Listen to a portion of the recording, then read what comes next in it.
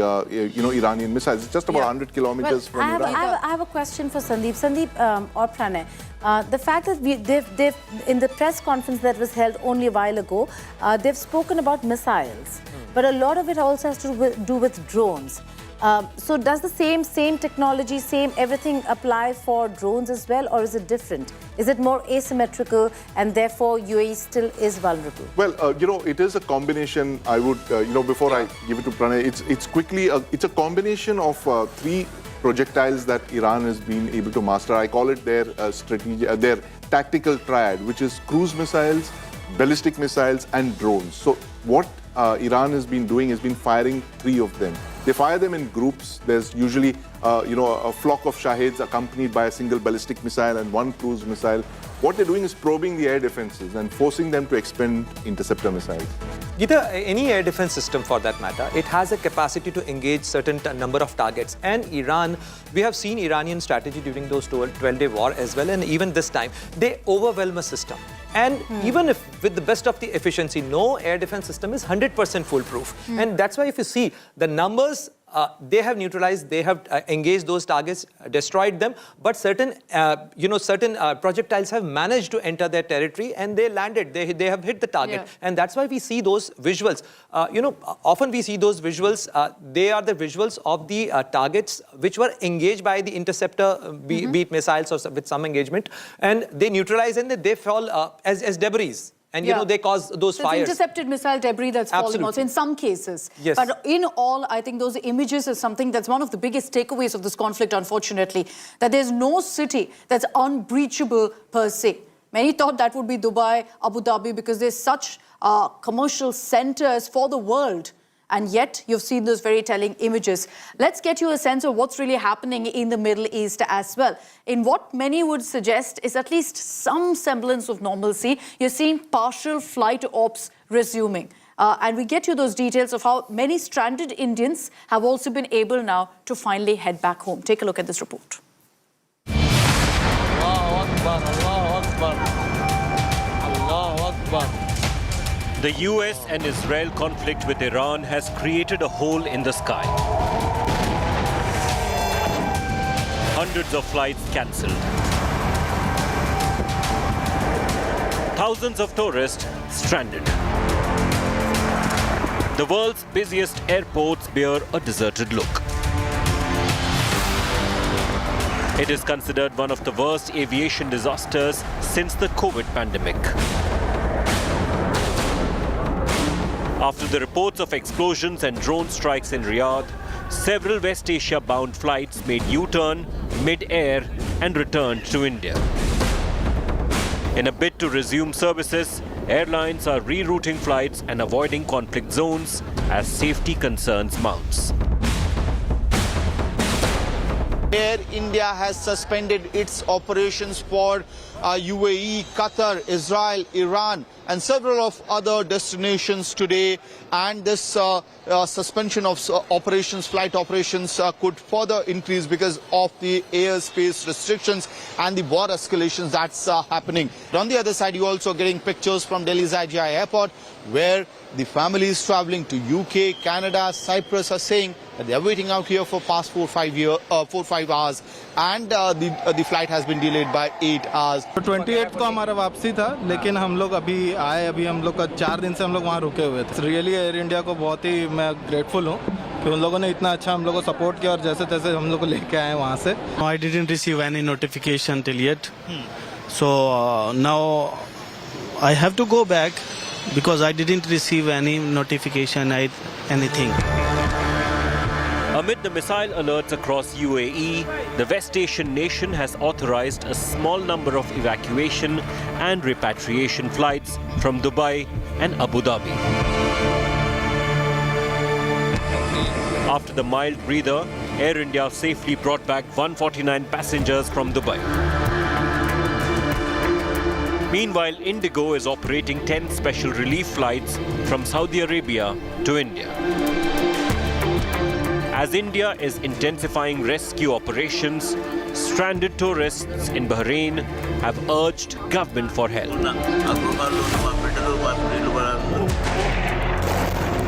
The conflict between US, Israel and Iran has grounded an entire region. Families of Indians wait with bated breath for their loved ones to return. As the mild respite offers hope, but the crisis seems to be far from over. With Amit Bharadwaj, Bureau Report, India Today.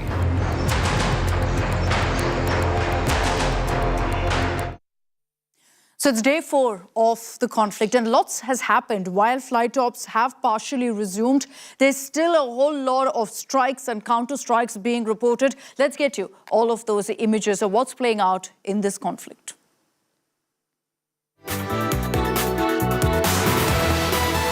Let's tell you about first the attack that's been reported on Iran's Natanz nuke site.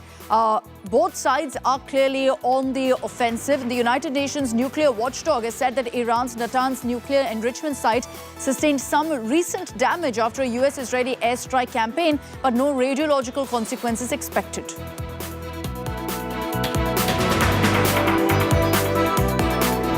Israel has hit Iranian command centers. The Israeli Defense Forces has attacked the Iranian leadership complex, which constitutes one of the regime's most important and central headquarters.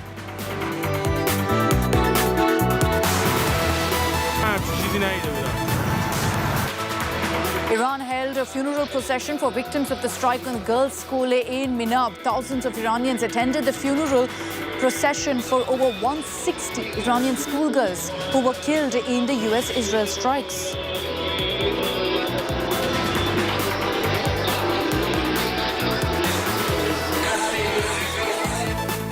In a wave of strikes on key Hezbollah centers in Beirut, Israeli forces say that they've struck over 160 targets and hit communication components used by Hezbollah's intelligence.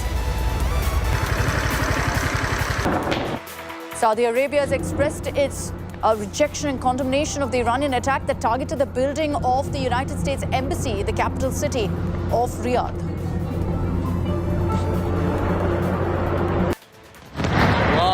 An explosion was heard in Iran's Lavizan, a northeastern neighborhood of Tehran where Iranian military facilities are located. Footage also that you see on your screens shows thick smoke rising from a building in the heart of the city. Allahu Akbar. Iran's Red Crescent Society has said that the death toll has risen to 787 since the start of the US-Israeli attacks. The agency said in a statement that 1,039 attacks have been recorded, 504 sites have been hit. Now, visuals also show villages in a Cyprus village being completely emptied out after a drone strikes on Britain's Royal Air Force base in Cyprus.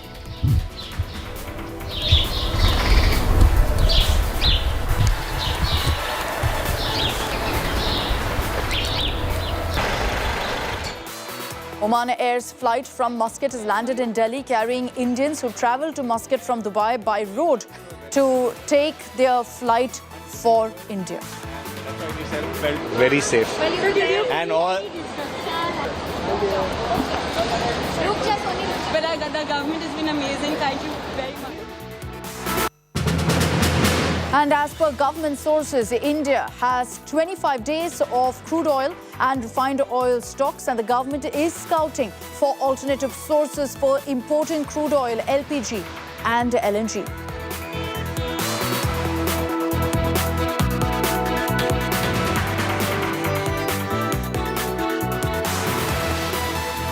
So it's day 4 of the conflict, and we've shown you a sense of what's really happening right now in the Middle East. Unfortunately, there's no sense of the conflict really dying down, with Iran making it clear they're going to continue hitting every single US base that's within their reach, within their target zone. Israel has made it clear that their operation is ongoing, as you also heard from the voices that joined us here on the show. The Israeli Defense Force saying our mission is very clear, that every element, extremist element in Iran will also be removed, anything that poses an existential threat to Israel. So expect this conflict to rage on for the next few weeks. At least that's what US President Donald Trump says. But what exactly will that mean? What's the price of this war. And I'm talking now not about the financial cost of war, but the human cost of war as well. We're slipping into a short break. Our rolling coverage continues on the other side of a very short break.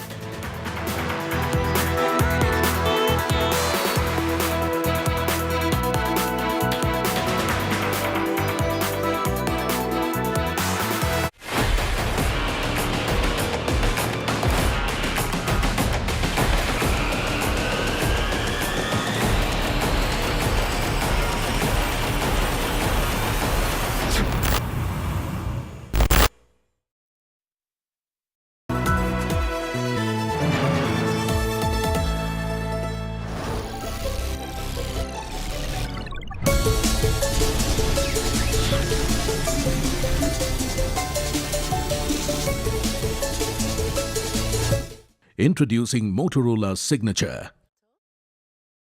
Introducing Motorola Signature. Don't blend in, stand out. Hi, here are the top headlines. Presented by Motorola. 149 stranded Indians in Gulf countries return home on a special Air India flight. Israel strikes from Iran to Lebanon, hits Hezbollah targets in Beirut. Sonia Gandhi slams government's silence on Khamenei's death. Questions foreign policy.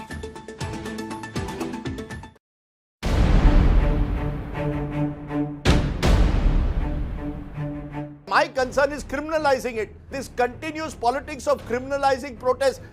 Farmers protest, you call them Khalistanis. Students protest, you call them Tukde gang. This is not how a confident republic moves into the 21st century. You create spaces where people can dissent. You and I can argue Bharat Mandapam was not the right place to do it. It does not make it anti-national.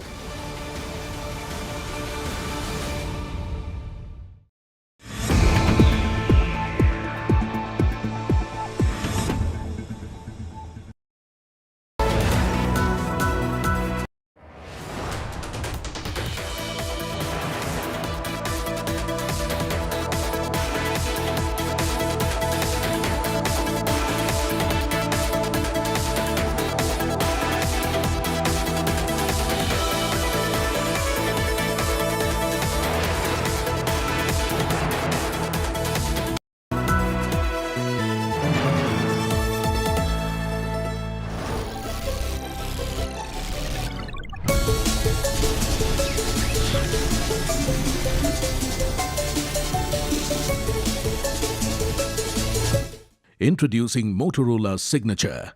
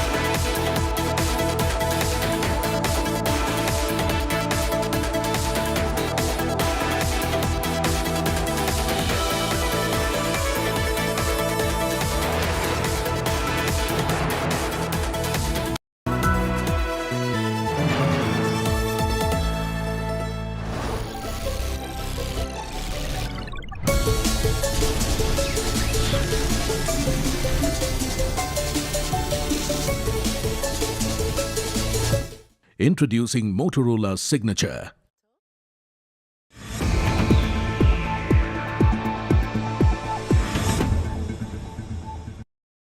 विश्व में चल रहे अनेक तनावों को लेकर भारत की सोच स्पष्ट ही है।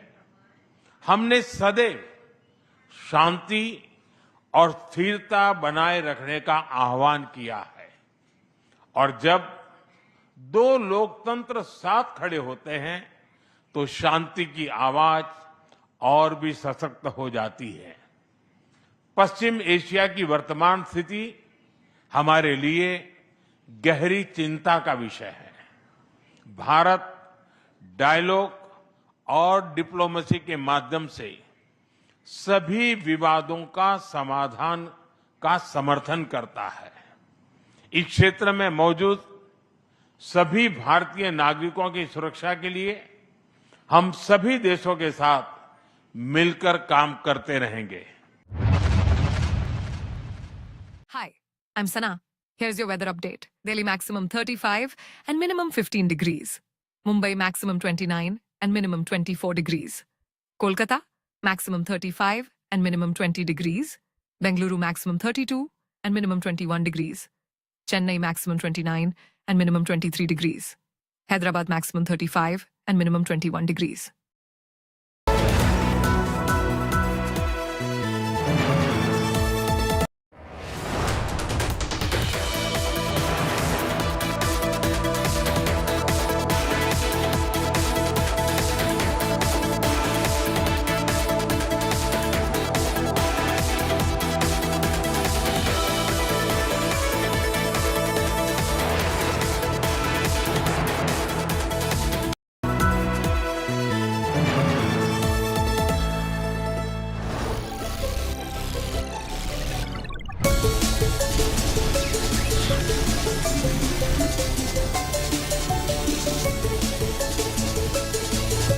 Introducing Motorola's signature.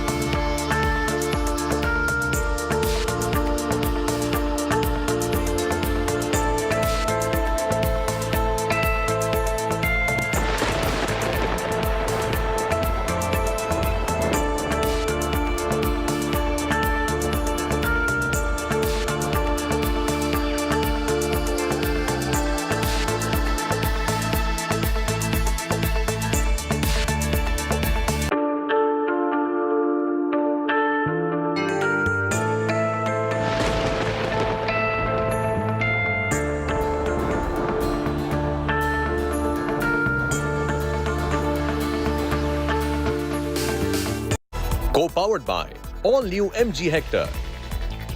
Geo BP fuel with active technology.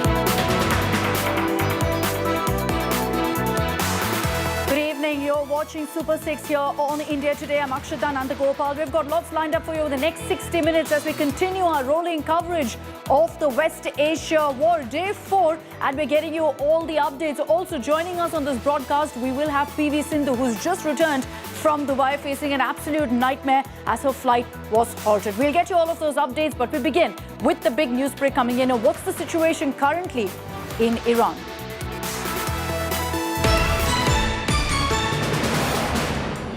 Israeli airstrikes have been confirmed now in Iran's Urmia region, and that's led to an explosion that's happened very, very close to a hostel that houses Indian students. Kashmiri students are in that hostel. It's led to the J&K Students Association putting out a request to the Indian government to immediately relocate students to a safer location. There is a fear that as a result of more strikes by Israel, this hostel also in Urmia region of Iran could be hit. And that's why a request has come in from the J&K Students Association to the government of India, asking to relocate these students to safer locations. We will await an official statement from the government as well on this latest appeal that's come in from the Students Association.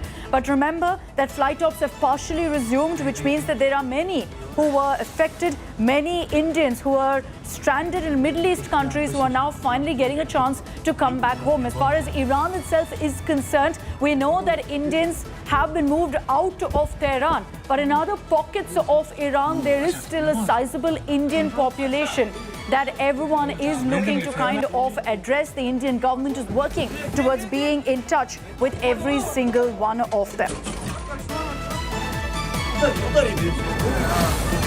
We reached in a camp.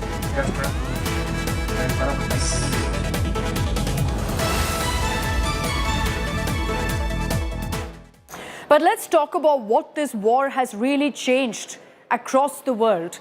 Now, it's being referred to as the new normal. Whether it's about how you're seeing more and more drone strikes taking place, we saw it during Operation Sindoor too, or the fact that pockets of the world that were considered to be safe and never considered to be in a war zone, like Dubai, like Abu Dhabi, all of that also has been hit by conflict, by war in the last few days.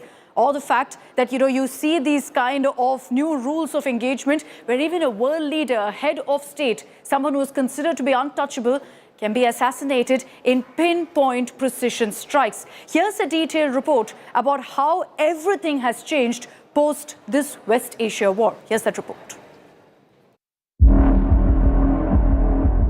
There was a time when wars were declared, when borders meant something, when battlefields were clearly drawn.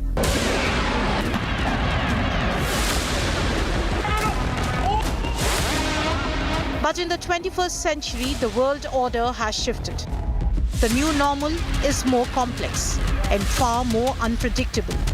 What once seemed unimaginable is now unfolding in real time.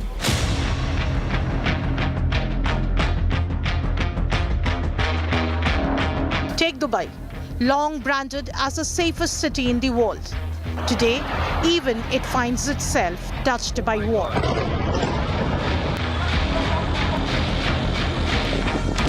The UAE, a tourist favorite, is seeing red skies and rising smoke. Images once associated with distant conflict zones.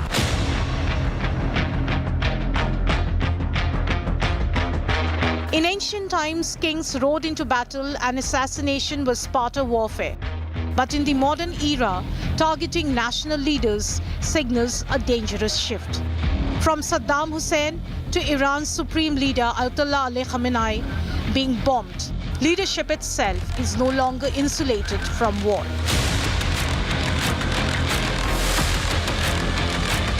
Technology has transformed the battlefield.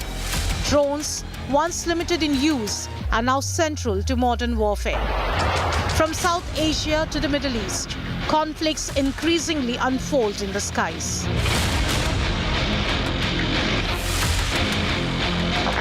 The latest developments have added another layer of fear. Reports say traffic cameras and other surveillance systems were hacked to track Iran's supreme leader Khamenei. Now it seems no one is spared from the eye of the camera.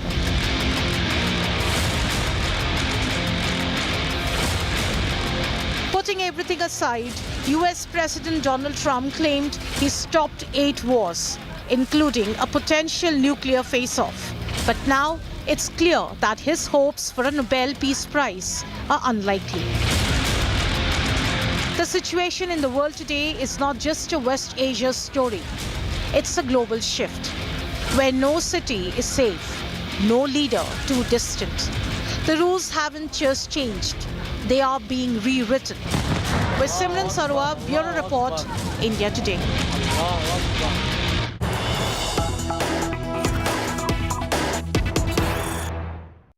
And one after another, Prime Minister Modi is speaking to Gulf country leaders to express a message of condemnation over strikes that have happened in their countries and also to check on the well-being of Indians. Prime Minister Modi now has spoken to the Emir of Qatar, Sheikh Tamim bin Hamad Al Thani. Prime Minister Modi, as I told you, has condemned the attacks that's happened in Qatar and also thanked the Emir of Qatar for support and care of the Indian community. Previously, Prime Minister Modi has spoken with the Sultan of Oman. He's also spoken to the King of Jordan. Those conversations happened today. In the last few days, he's also spoken to, in fact, MBZ of UAE, to MBS of Saudi Arabia. And the messaging is similar here. India and the Indian government is looking out for the huge population of Indians who are currently in those countries. And the communication that's going on from government to government is also to check on the well-being of Indians who are currently in these Gulf nations, which have been seeing strikes. Aishwarya Paliwal is joining us with more details. So on this, Aishwarya, the Indian government sending out a message that they're committed to checking on every Indian who's currently in the Middle East in the midst of the West Asia conflict. Well, definitely, Akshita, let me just tell you, in the last 48 hours, what has Prime Minister Modi done? It's UAE, Israel, Saudi Arabia, Jordan, Bahrain, Oman, Kuwait, and Qatar. So these are the places where we understand that there are lakhs of Indians who are working at the moment. Prime Minister Modi has taken a stock of what exactly is happening. And let me tell you from what we understand from our sources within the Bharatiya Janata Party, an assessment of what will happen in the next 48 hours. That's also something that the Indian government and Prime Minister Modi has done. And also making sure that the Indians in all these 8 places are safe and secure. That's also something that the government has been focusing on. So the last 48 hours have been extremely crucial. The next 48 hours, Akshita, let me tell you, will be even more crucial, especially with regards to those who are staying in these 8 places. Akshita. Aishwarya, thanks very much for joining us with those details. So Prime Minister there speaking to heads of state of several of these other countries to check on the situation as far as Indians are concerned, but also importantly, the Indian government sending out a message of condemnation to these countries that have also seen missile strikes, drone strikes from Iran hitting largely US bases, in some cases casualties as well. Now, it's important to highlight that as far as India's diplomatic stand is concerned, they've taken a step where they've said that we are on the side of peace. The Indian government hasn't spoken on the killing of Khamenei, but has said that that India diplomatically stands for resolution of any conflict. Now, as we speak about what's really been happening in the Gulf countries, let's take a look at the situation currently in Dubai at this point and whether in the last 24 hours at least some sense of normalcy has finally crept in.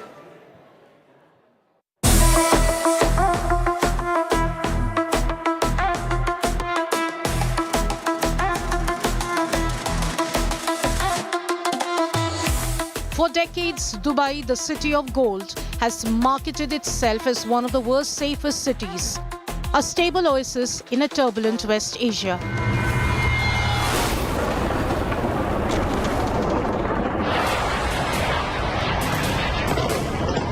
But the expanding West Asia conflict is testing that image. Iran's retaliatory strikes have hit Dubai's airports, hotels,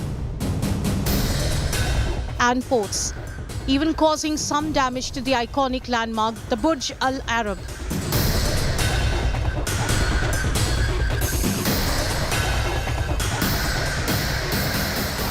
The physical damage may be limited, but the psychological and economic impact on investors and expatriates could be much bigger. The UAE authorities have moved quickly to contain the fallout and reassure markets. Dubai's stock exchanges suspended trading on March 2nd and 3rd.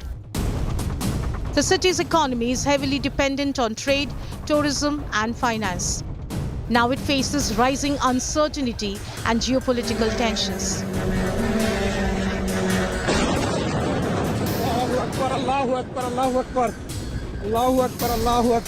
If the conflict continues, Dubai's hard-earned reputation as a global financial safe haven will face serious risk. Oh my God.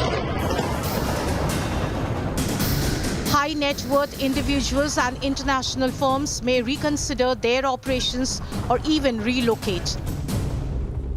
As the city of gold faces this unexpected challenge, the coming days will determine how Dubai rebuilds confidence and restores trust. Bureau Report, India Today.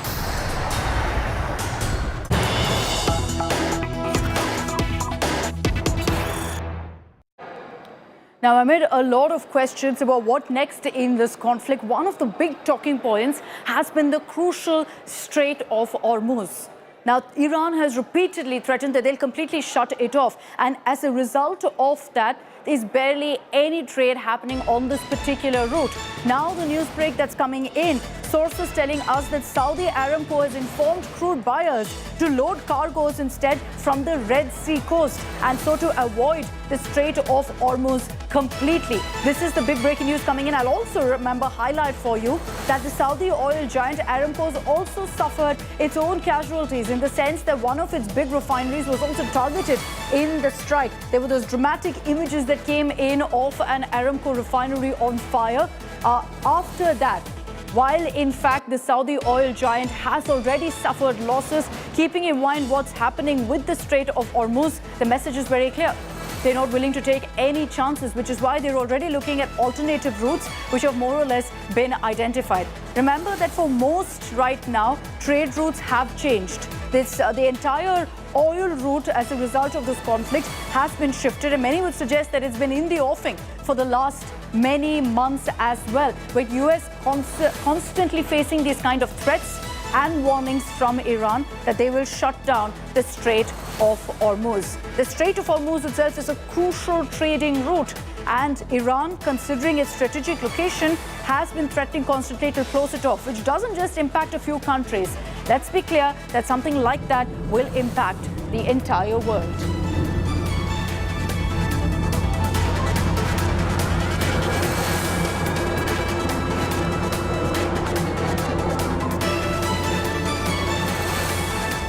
But let me explain to you why the Strait of Hormuz is so crucial. Why is the world talking about it? Will India be affected too? Let's show you what exactly the Strait of Hormuz looks like first. It's a global oil lifeline, and it essentially handles about 1/6 of the global oil production. All of it moves through that particular corridor and that curve that we've highlighted for you. In that particular stretch there, which we've got the dot on, the red line there, that particular area is exactly where Iran can cut off the Strait of Hormuz. But because it carries 1/3 of the global liquefied natural gas supplies, it's a big challenge for the entire world. Around 20% of the world oil, Middle East, of course, because it's so close there, actually transits annually through that particular route. And so this particular stretch is extremely crucial. Now, I will remind you that because of all that's been happening, with 17.2 million barrels of oil daily moving through that particular stretch, that number has considerably come down in the last few days. As far as the India impact is concerned, I referred to that earlier. India imports around 45% of crude oil via the Strait of Hormuz. No reason to panic whatsoever, and we'll talk about that at a later time, about whether we're going to see oil prices go up. There is no reason to panic. It's not going to happen. The closure may disrupt oil supplies to India. But mind you, it could be larger on the long term than short term, because India does have a certain amount of oil stock. So there's absolutely no shock that will be coming your way. Let's get you now a detailed report about what's playing out right now. As far as the world economy is concerned, courtesy the Strait of Hormuz, is there a pinch the world is feeling because of Iran's threats? Here's that report.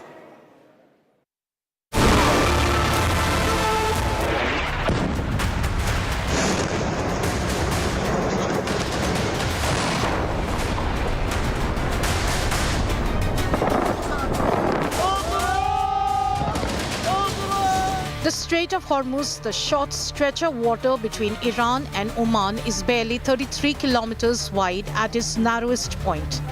But block it and the world economy trembles.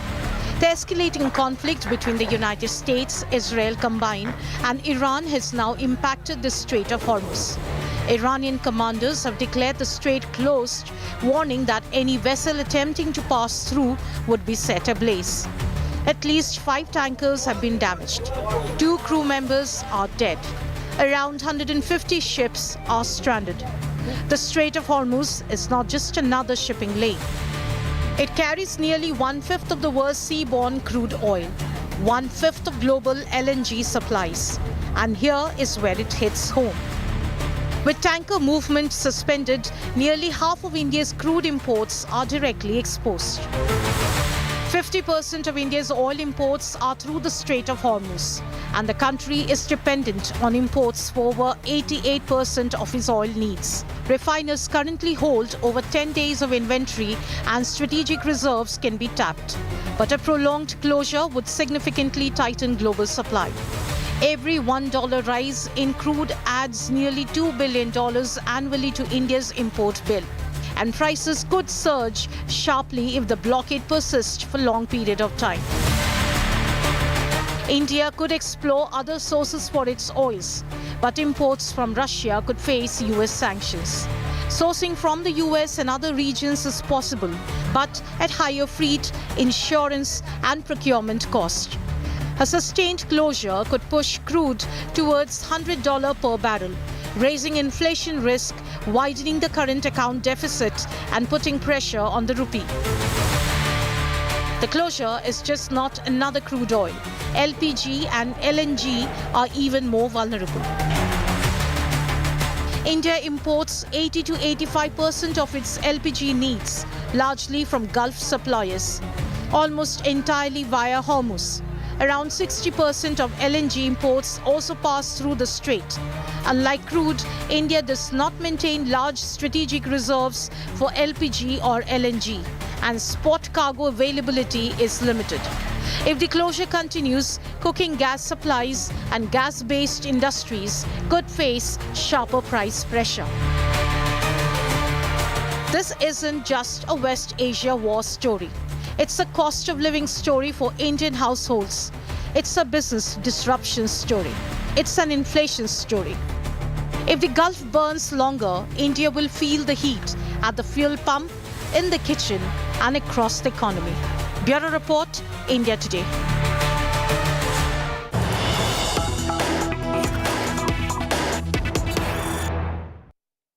And joining us now on this broadcast is PV Sindhu, Olympian and ace shuttler.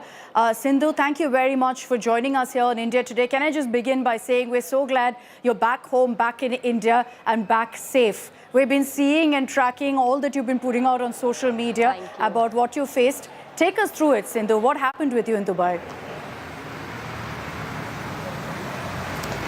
Well, yeah, 1 second, I'm sorry. Sure, no problem. Can you hear me? Yeah, I can hear you, Sindhu. If you're comfortable. Can you hear me? Yeah. Yeah. Yeah, 1 second.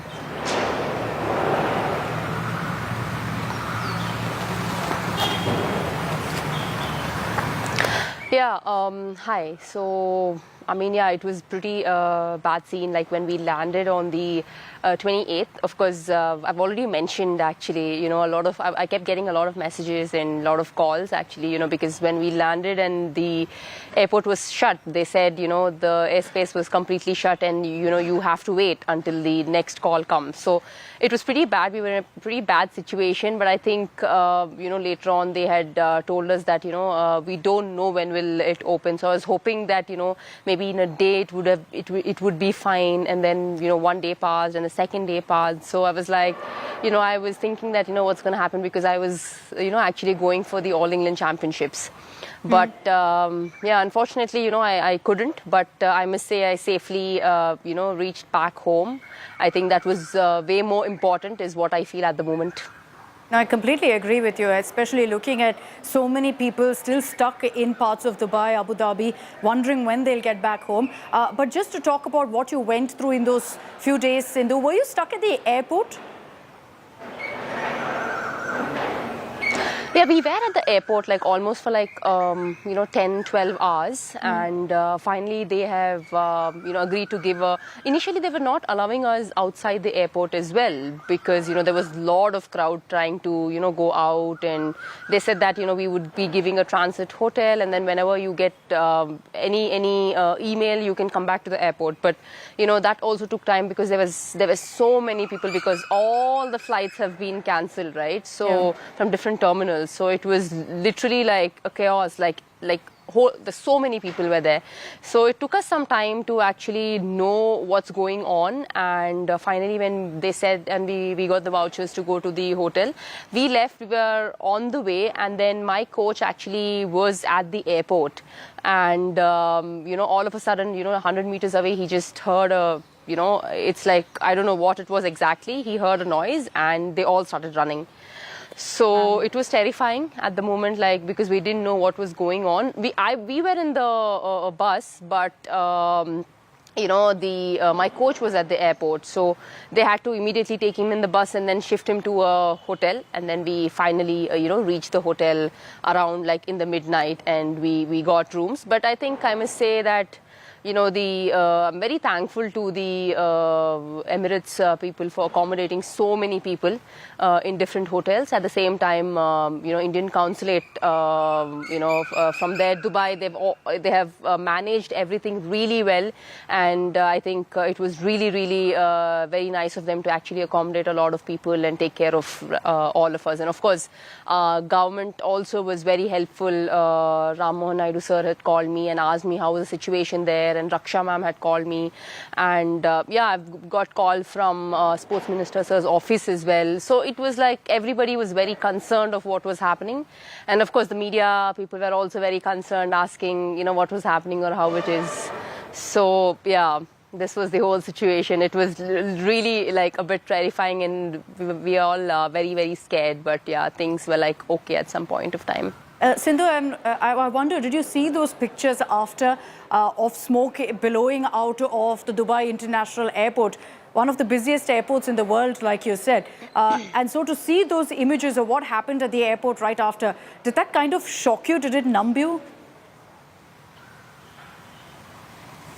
So basically, I didn't see the smoke at the airport. My coach saw it, but we heard sounds when we were at the hotel. When they were intercepting, we heard the sounds. So it was a bit scary. So we were at the hotel. We didn't actually go out, or we didn't stand out. We were in the hotel itself, and we've also got the emergency messages saying that don't be close to the windows, or stay in the hotel itself and be careful. So we got an emergency message as well to all our phones. So we were very careful about that. I just want to also highlight that you were in one of what is considered to be one of the safest cities in the world, and who would have thought that a war would break out and that a city like Dubai would be held hostage? Did that run through your mind as well, that I'm in a city like Dubai, as commercial as it is, as full of activity as it is, now completely crippled by a war? Well, firstly, Dubai is one of the safest places. Yes, we love Dubai, and of course, me and my husband love Dubai. So I know it is one of the safest places, and every time we go for a tournament, we go through Dubai, we do a transit at Dubai, and no one even expected that this was going to happen. Initially, it was just 15 minutes. We landed at 1 p.m. and 1:15 it was shut. The airport was shut. So 2 hours before, some of the Indian players did a transit in Dubai and went to Birmingham, and they were okay and they landed fine. And I don't know what to say. It was so unfortunate that it was just there was few minutes or an hour or so. If I could have gone a bit early, then everything would have been fine. So I wouldn't have been here today, but I would have been in Birmingham, playing my match. But I mean, right now I can only say that, it's important, safety is important, and, it's good that, they've arranged flights to a lot of, Indians and to different cities like Chennai, Bombay, Delhi and Bangalore. And I must really thank the Consulate General of India, who were at Dubai, and also from here coordinating. From India also they were coordinating, like how was the situation and everything. So yeah, hats off to them to actually help us. Yep. One thing that stood out for me not only just me, but I mean so many Indians. Yeah. I agree, because you've seen it, so you know what others are going through too. But one aspect of what stood out for me from my conversation so far with you is how unpredictable things can be. And as a player, how unpredictable a game can be, and that literally translated into real life for you, because I'm sure you had no idea what was going to happen in the next 24 hours, how long you'd remain in Dubai with no way out, and all of it because you said in a matter of minutes things changed. Yes, absolutely. I mean, no one predicted this, and we didn't even know how many days we were going to stay there. And suddenly, like yesterday, we got a call in the evening because the Emirates people actually came to the hotel and actually took our details and everything, and then went back, and we got a call from Emirates saying that, if you're traveling to India, please do come back. And even then, I've asked them that are there any flights to go to London or anywhere, so that I could actually go and play a tournament. But they said no, but if you are going to India, please come to airport as soon as possible. So it was just that minutes completely changed. We had to pack everything and go to the airport. But at the same time, when we actually landed there, we had no clue how is it going to be there, because every hour it was different, because they postponed the flights, and then at once they were like, we suspended the flights, and they're like, we don't know when will the flights or airspace will be on, or when will the flights fly. We have no idea. Like everybody put their hands up and they were like, we have no idea. So it was terrifying, like what's happening, like where are we, like what is next. We were all in that situation. And your hands are tied. There's nothing you can do in such a situation but just sit tight and hope for the best, hope that help comes your way. I'm glad, though, that the government did step in actively to help you as well. And here's hoping everyone else returns home safely. Sindhu, I'll just again repeat that everyone, and we as a nation, heaved a sigh of relief when we found out that you're back home, back safe. We wish you could have gone to Birmingham, but, the circumstances are such. Thank you so much. Thank you, Sindhu, for joining us.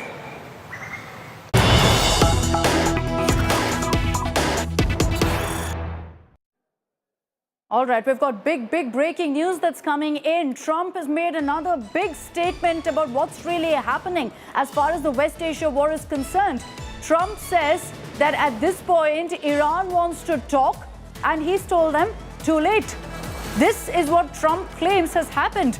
Trump is being quoted by the US media, where he's purportedly said that Iran's air defense, air force, navy, leadership is all gone, and so now they want to talk. I said, too late. Stunning, really, if this is true, that Donald Trump has made it clear there will be no dialogue whatsoever.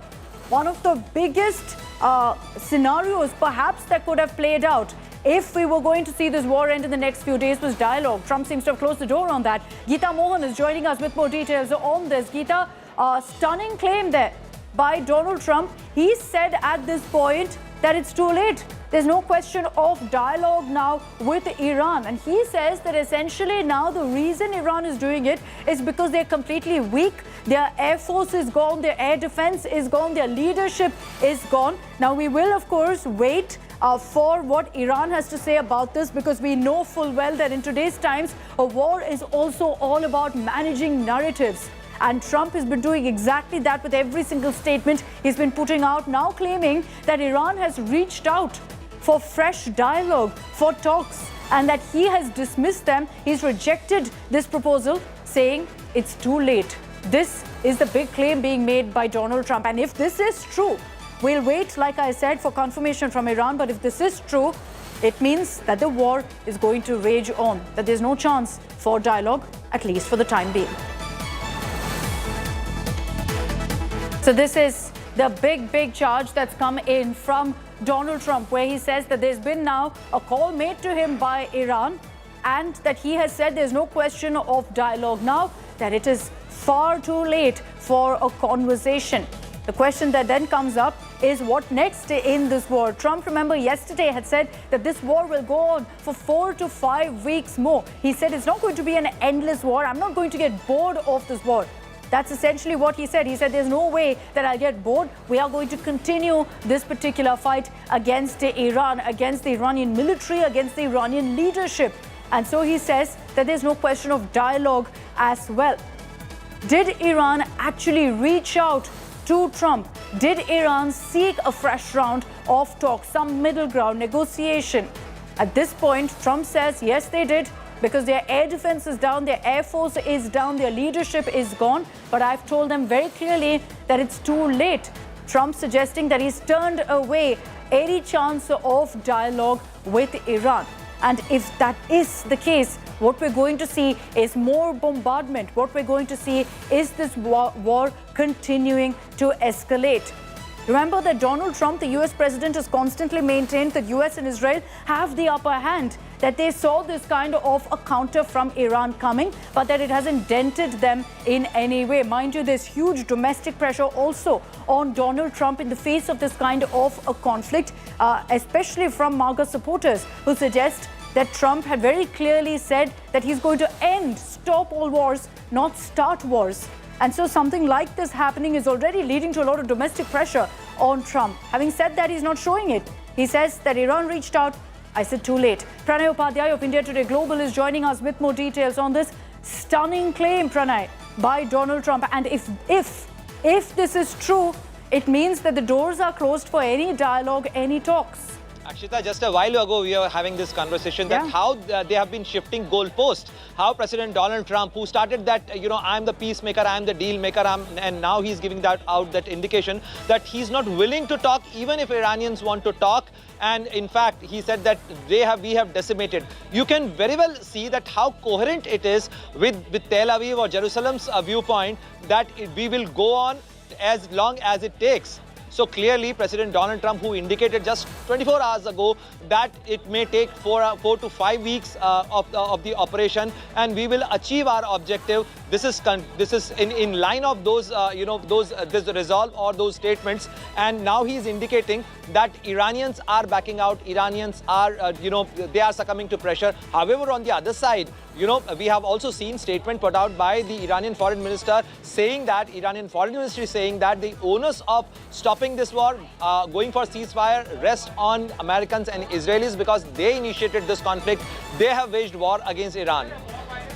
Thanks very much, Pranay, for getting us those details. Like I said, we'll await a statement from Iran on whether they agree with what Trump has said, that they did reach out for some dialogue and were turned down. We're slipping into a short break here on Super 6. Coming up on the other side, we'll get you the defining images of day 4 of the war. 60 defining images coming your way.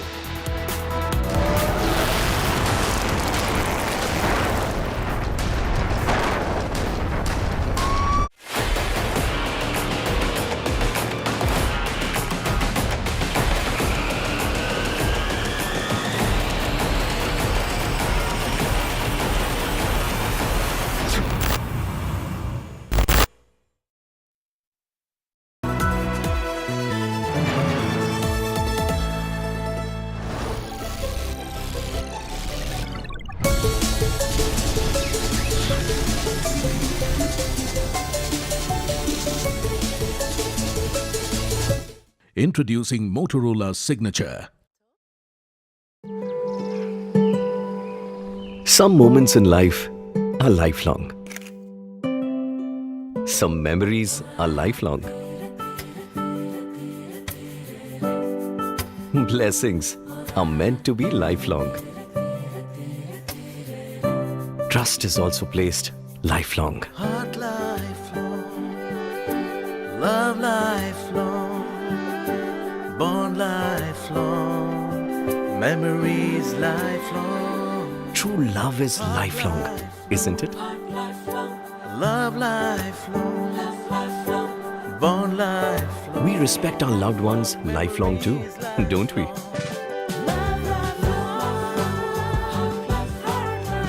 Some relationships stay shining lifelong. Just like Tata Power Solar Roof, best quality solutions, lifelong service guarantee and unmatched expertise. ये on the quality lifelong. आपको शायद पता नहीं होगा, अपार ने INS Vikrant के लिए 150 से ज्यादा तरह के केबल्स बनाए हैं। देश के टॉर्पीडोस में भी हैं अपार के केबल्स। वंदे भारत भी अपार के केबल से ही स्पीड पकड़ती है और यही वायर्स और केबल्स हमारे घरों को भी पावर करते हैं। विश्वास इसमें अपार, तभी तो ये है देश का तार। Introducing Motorola Signature. Don't blend in, stand out. Hi, here are the top headlines. Presented by Motorola. 149 stranded Indians in Gulf countries return home on a special Air India flight. Israel strikes from Iran to Lebanon, hits Hezbollah targets in Beirut. Sonia Gandhi slams government's silence on Khamenei's death. Questions foreign policy. The Great Nicobar Controversy. Can India's biggest island project balance growth and nature hand in hand? With the National Green Tribunal clearing the 81,000 crore port and defence project on Great Nicobar Island, a high-stakes debate takes centre stage. Development versus a fragile ecosystem. In the latest issue, India Today examines the key questions behind one of India's most ambitious projects. Read it in the latest issue of India Today, Making Sense of India. Now available for speedy delivery on Amazon and Blinkit. Subscribe now at subscriptions.intoday.in.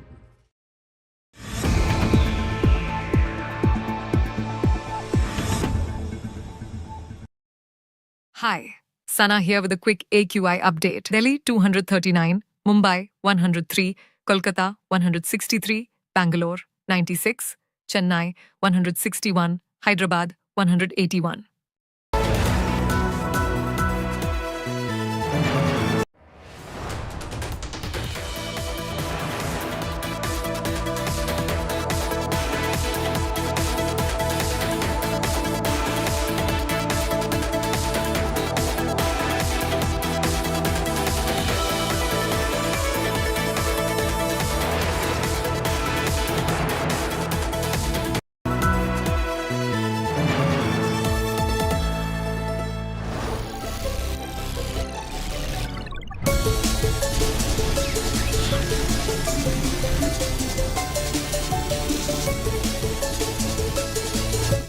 Introducing Motorola Signature. आपको शायद पता नहीं होगा, अपार ने INS Vikrant के लिए 150 से ज्यादा तरह के केबल्स बनाए हैं। देश के टॉर्पीडोस में भी हैं अपार के केबल्स। वंदे भारत भी अपार के केबल से ही स्पीड पकड़ती है और यही वायर्स और केबल्स हमारे घरों को भी पावर करते हैं। विश्वास इसमें अपार, तभी तो ये है देश का तार।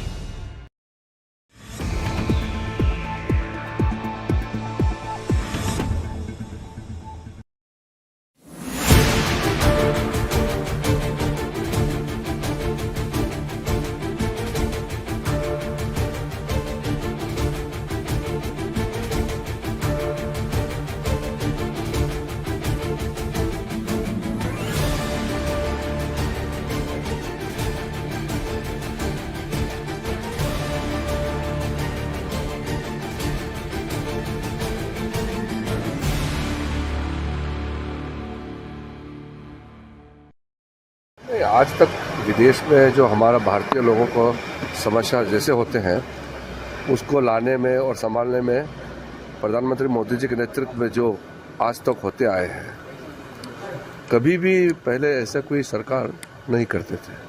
इतना व्यापक सहायता करते हैं। वो तो हमारे विदेश मंत्रालय उसमें अपने अपने मिशंस होते हैं हर देश में, वो मिशन के माध्यम से भारतीय लोगों को मदद करते हैं हमेशा। कुछ डिटेल आई है कहाँ नहीं, वो तो विदेश मंत्रालय को मालूम होगा।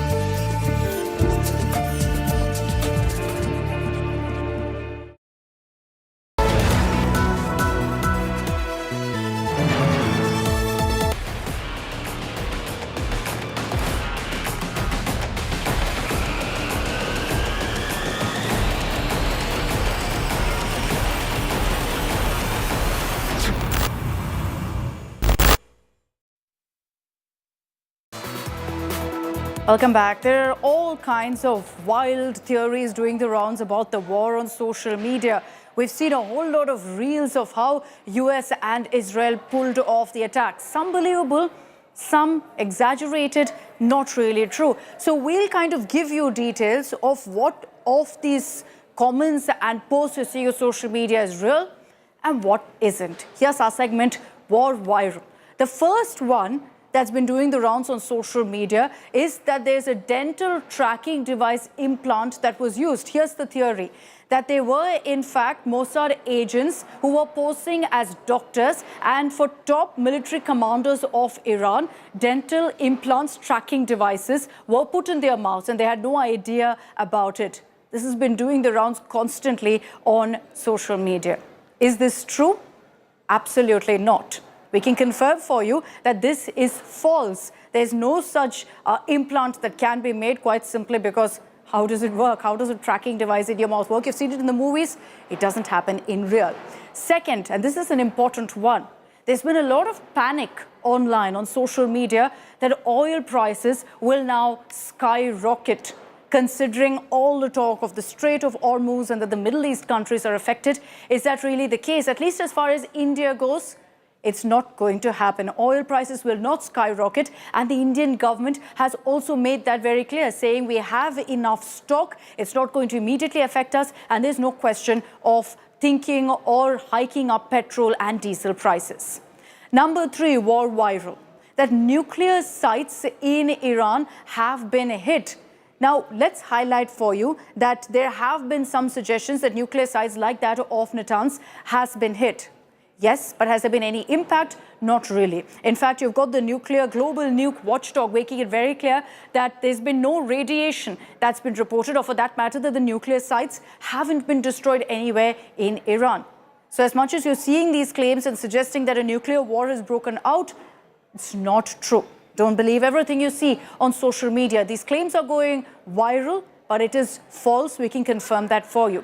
Now, another aspect that's going viral right now is talk of how exactly Khamenei was tracked down by US and Israel. And one of those claims is that traffic cameras were used, that traffic cameras were hacked into and used to find Khamenei. Is that true?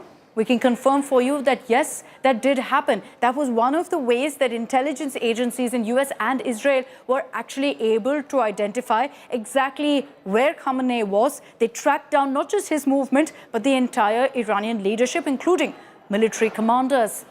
Now, another claim that's been doing the rounds on social media, and this is an interesting one, that Trump, US President, Netanyahu, Israeli Prime Minister, and Khamenei, who's been killed, all three were born on eclipse days. Coincidentally, today is a lunar eclipse. Is this true? It's a weird coincidence for sure if it's true, but I can assure you that it is not. Don't believe, again, everything you see on social media. The three leaders were not born on eclipse days. Remember, they are at the core of what's playing out in this war. Khamenei has already been assassinated, and no, they do not share that particular similarity of being born on eclipse days. Now, another theory that's been doing the rounds about how exactly this entire assassination of Khamenei was pulled off with a perfect precision strike was that there was a Mossad mole in Khamenei's circle. Now, is this really true? The reason this was sparked off is because there was a lot of talk, and an anonymous post highlighted how one particular commander wasn't there for that particular meeting. So the suggestion is that he was actually the mole for Mossad. Is this true? Well, we don't know, because all the details of how really this operation was pulled off is not known. So it's very much possible that there was a mole. We're not going to rule it out, but we cannot for sure say that this 100% happened. Now, another aspect, again coming down to the tracking of Khamenei and the Iranian leadership, is that Israel hacked the Iranian prayer app. This is a massive app that almost every Iranian has on their mobile phones. Did this actually happen? Because this by itself is a huge, huge cyber breakthrough for Israel. It is very much true. It's been confirmed that Israel and US did hack into two crucial apps in Iran to help in finding out the movement of the Iranian leadership and also track what's happening in the country before the operation. So the prayer app, yes, was hacked. We're going to continue, of course, getting you all of these details in our War Viral segment. Everything that you see on social media, do not believe. We'll filter that down for you here on India Today. Let's move on and get you some of the defining images that have come in from all fronts of day 4 of this conflict. The conflict in West Asia is escalating with both sides on the offensive. On day 4, here's a look at the top images. This is the nuclear watchdog, United Nations, saying that Iran's Natanz nuclear enrichment site sustained some recent damage, but no radiological consequence is expected from it. Israel has hit Iranian command centers. The Israeli Defense Forces has attacked the Iranian leadership complex, which constitutes one of the regime's most important and central headquarters. Iran held a funeral procession for victims of the strike on the girls' school in Minab of Iran. Thousands of Iranians came together to attend the funeral procession. 160 Iranian schoolgirls died in that strike by US-Israel. They claimed it was a misfire, that missiles struck a school.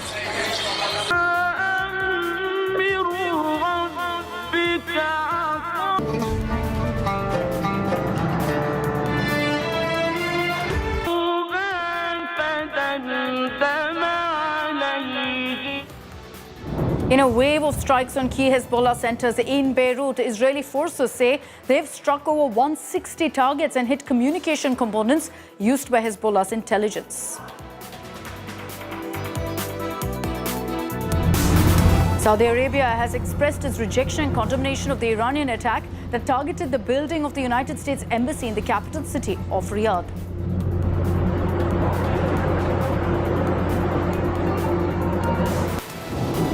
An explosion was heard in Iran's Lavizan, a northeastern neighborhood of Tehran, where Iranian military facilities are located. Footage shows thick smoke rising from a building in the area. Iran's Red Crescent Society has said that the death toll has risen to 787 since the start of the US-Israel strikes. In a statement, they've confirmed 1,039 attacks have been recorded, 504 sites have been hit.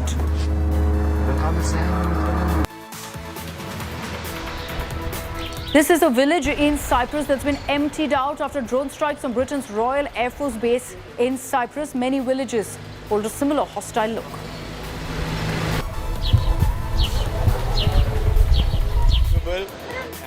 Oman Air's flight from Muscat has landed in Delhi, carrying Indians who travel to Muscat from Dubai by road to take their flight for India. The government has been amazing. Thank you very much. As per government sources, India has 25 days of crude oil and refined oil stocks, and the government is scouting for alternative sources for importing crude oil, LPG and LNG.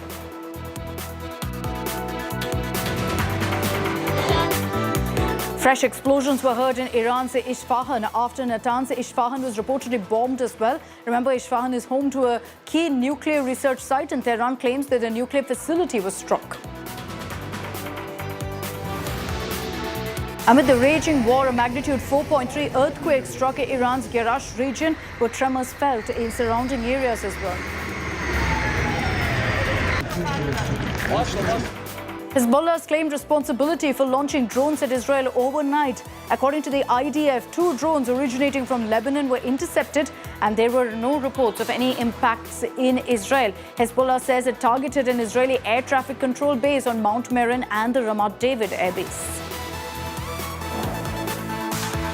Amid the war, Israel says it's not considering deploying ground forces in Iran, calling a ground offensive impractical, and emphasized that airstrikes remain its primary military strategy.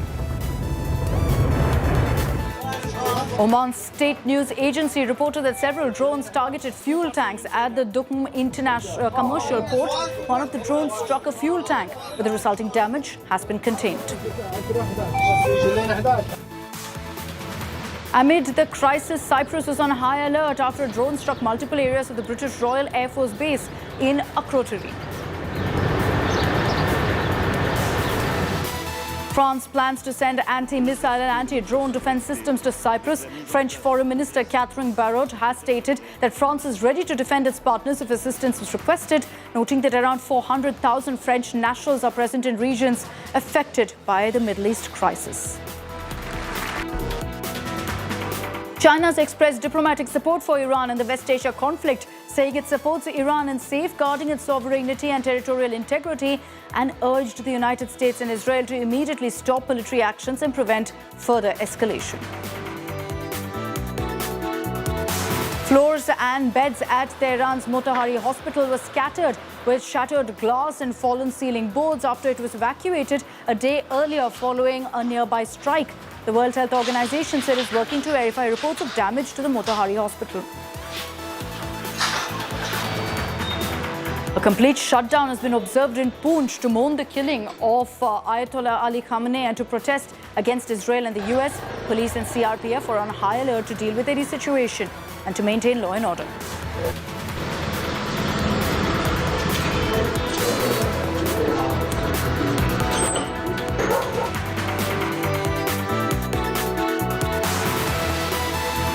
And we're going to continue getting you all the latest updates that are coming in on the West Asia war, which shows no signs right now of de-escalation or dying down, even with Trump saying that Iran reached out for talks. He said it's too late. We'll continue getting you all the latest updates. Time for us to slip into a very short break.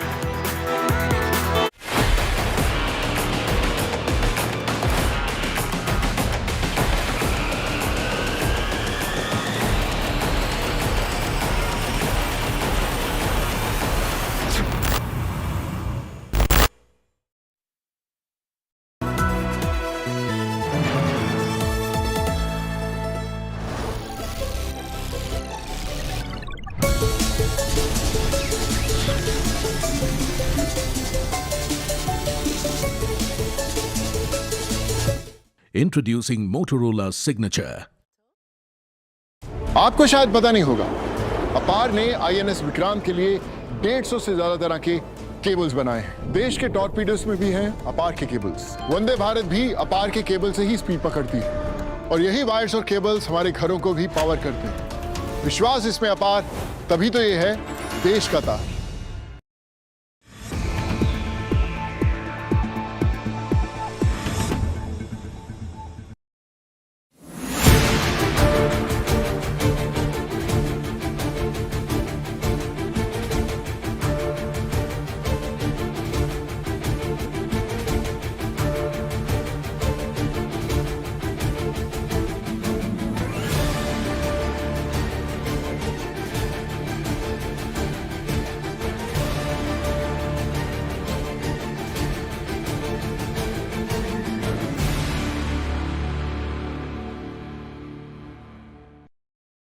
Iran में किस तरह की हुकूमत हो वो Iran के लोगों ने तय करना है।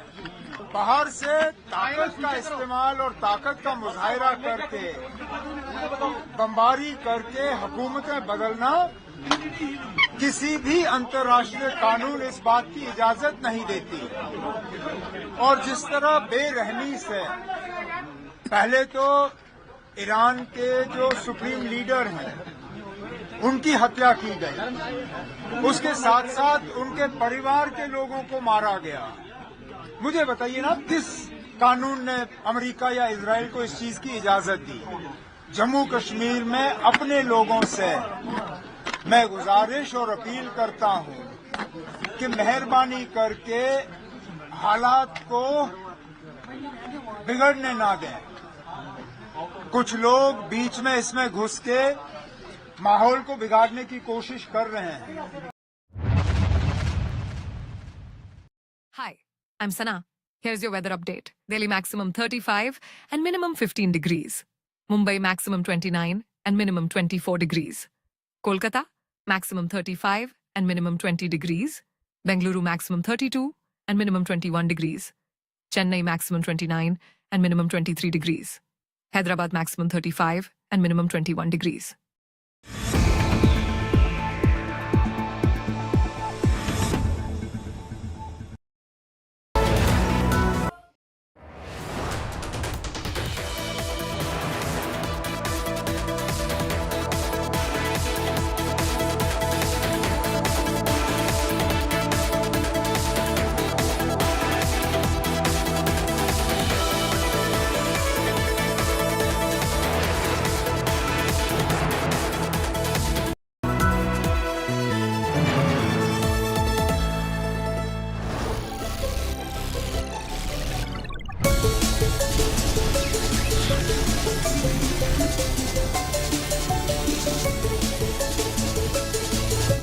Introducing Motorola's signature. आपको शायद पता नहीं होगा, अपार ने आईएनएस विक्रांत के लिए 150 से ज्यादा तरह के केबल्स बनाए हैं। देश के टॉर्पीडोस में भी हैं अपार के केबल्स। वंदे भारत भी अपार के केबल से ही स्पीड पकड़ती है और यही वायर्स और केबल्स हमारे घरों को भी पावर करते हैं।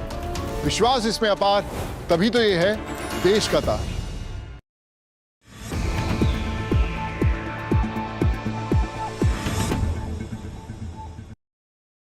The United States has requested permission to use British bases for that specific and limited defensive purpose.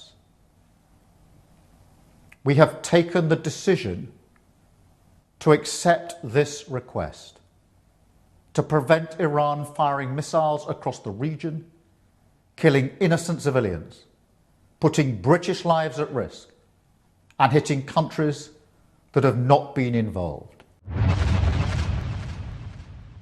Over the past 36 hours, the United States and its partners have launched Operation Epic Fury, one of the largest, most complex, most overwhelming military offensives the world has ever seen. Nobody's seen anything like it. We have hit hundreds of targets in Iran, including Revolutionary Guard facilities, Iranian air defense systems. Just now it was announced that we knocked out 9 ships plus their naval building, all in a matter of literally minutes. Iran's formerly supreme leader, Ayatollah Khamenei, is dead. This wretched and vile man had the blood of hundreds and even thousands of Americans on his hands and was responsible for the slaughter of countless thousands of innocent people all across many countries.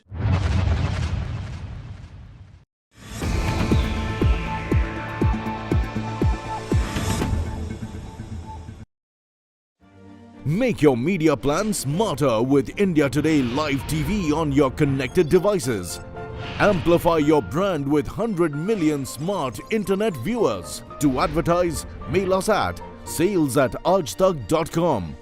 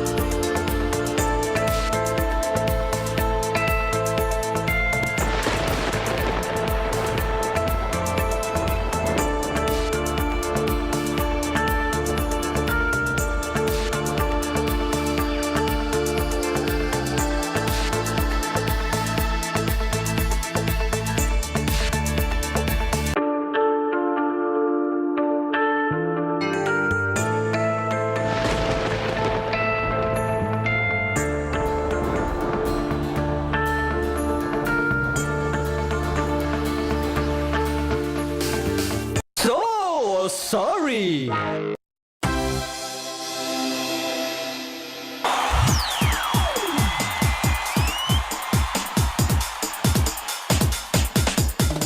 मैं मोती मोती चिल्लाऊंगा, कपड़ा उतार के मैं बिल्कुल ना शर्माऊंगा।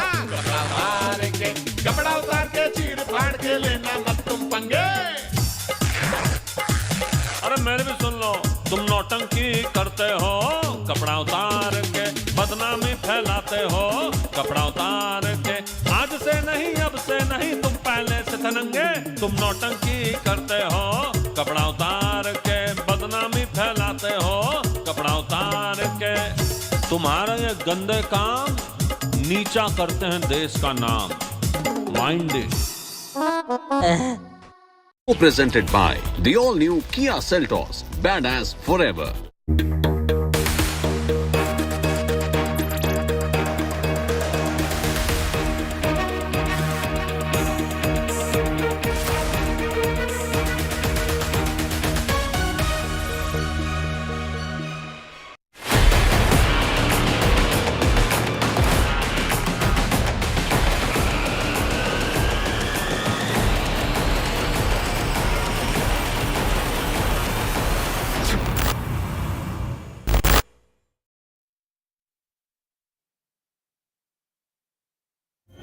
You're watching To The Point. I am Preeti Chaudhary. Our continued focus on what continues to ensue in West Asia, where the war is concerned. We'll get you the latest updates. Allow me to take you through the headlines.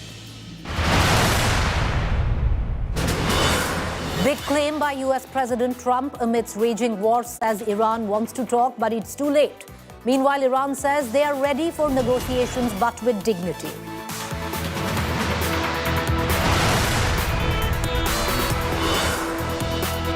Lebanon says group invasion by Israeli troops, says our army evacuating advanced positions. Now Israel army conducting operations inside Lebanon.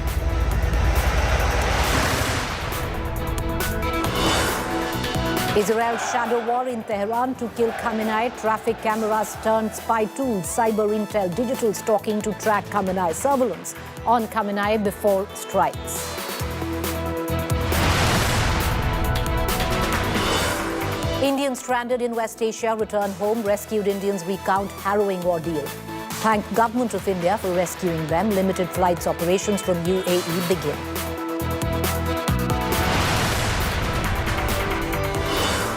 Prime Minister Modi dials 8 Gulf leaders amidst escalating tensions in West Asia and condemns the attack. Today, Prime Minister Modi spoke to the Emir of Qatar, Sultan of Oman and Crown Prince of Kuwait and stood in solidarity with them.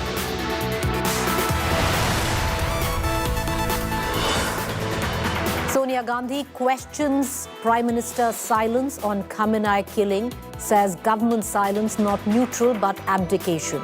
Sonia Gandhi expresses doubt on India's foreign policy, calls silence by Modi government disturbing.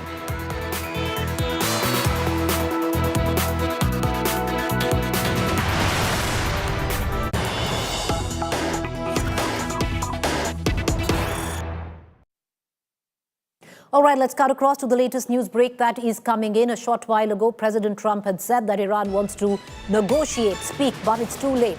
Iran's big response after Trump's too late claim, says ready for talks but with dignity. Earlier, Trump had said it was too late for talks with Iran. Iran's air defense navy leadership is gone. But the latest right now that is coming in is, of course, Iran, which has said that they are ready for talks, but there needs to be dignity involved. Now, what really entails dignity when full-blown military operations are on, when the supreme leader has already been assassinated along with 40 commanders, the top position where Iran is concerned. We're going to try and get in a word from our reporters, but that's the latest news break that is coming in. All right, the latest right now, President Trump says Iran wants to talk, but it's too late. Iran says open to talk, but with dignity. We'll keep a keen eye on all developments. But all that is raging on in West Asia has implications where domestic politics back home is concerned. The principal opposition party, the Congress, has taken on the Modi government for silence on Khamenei's killing, warning it risks eroding the nation's global credibility.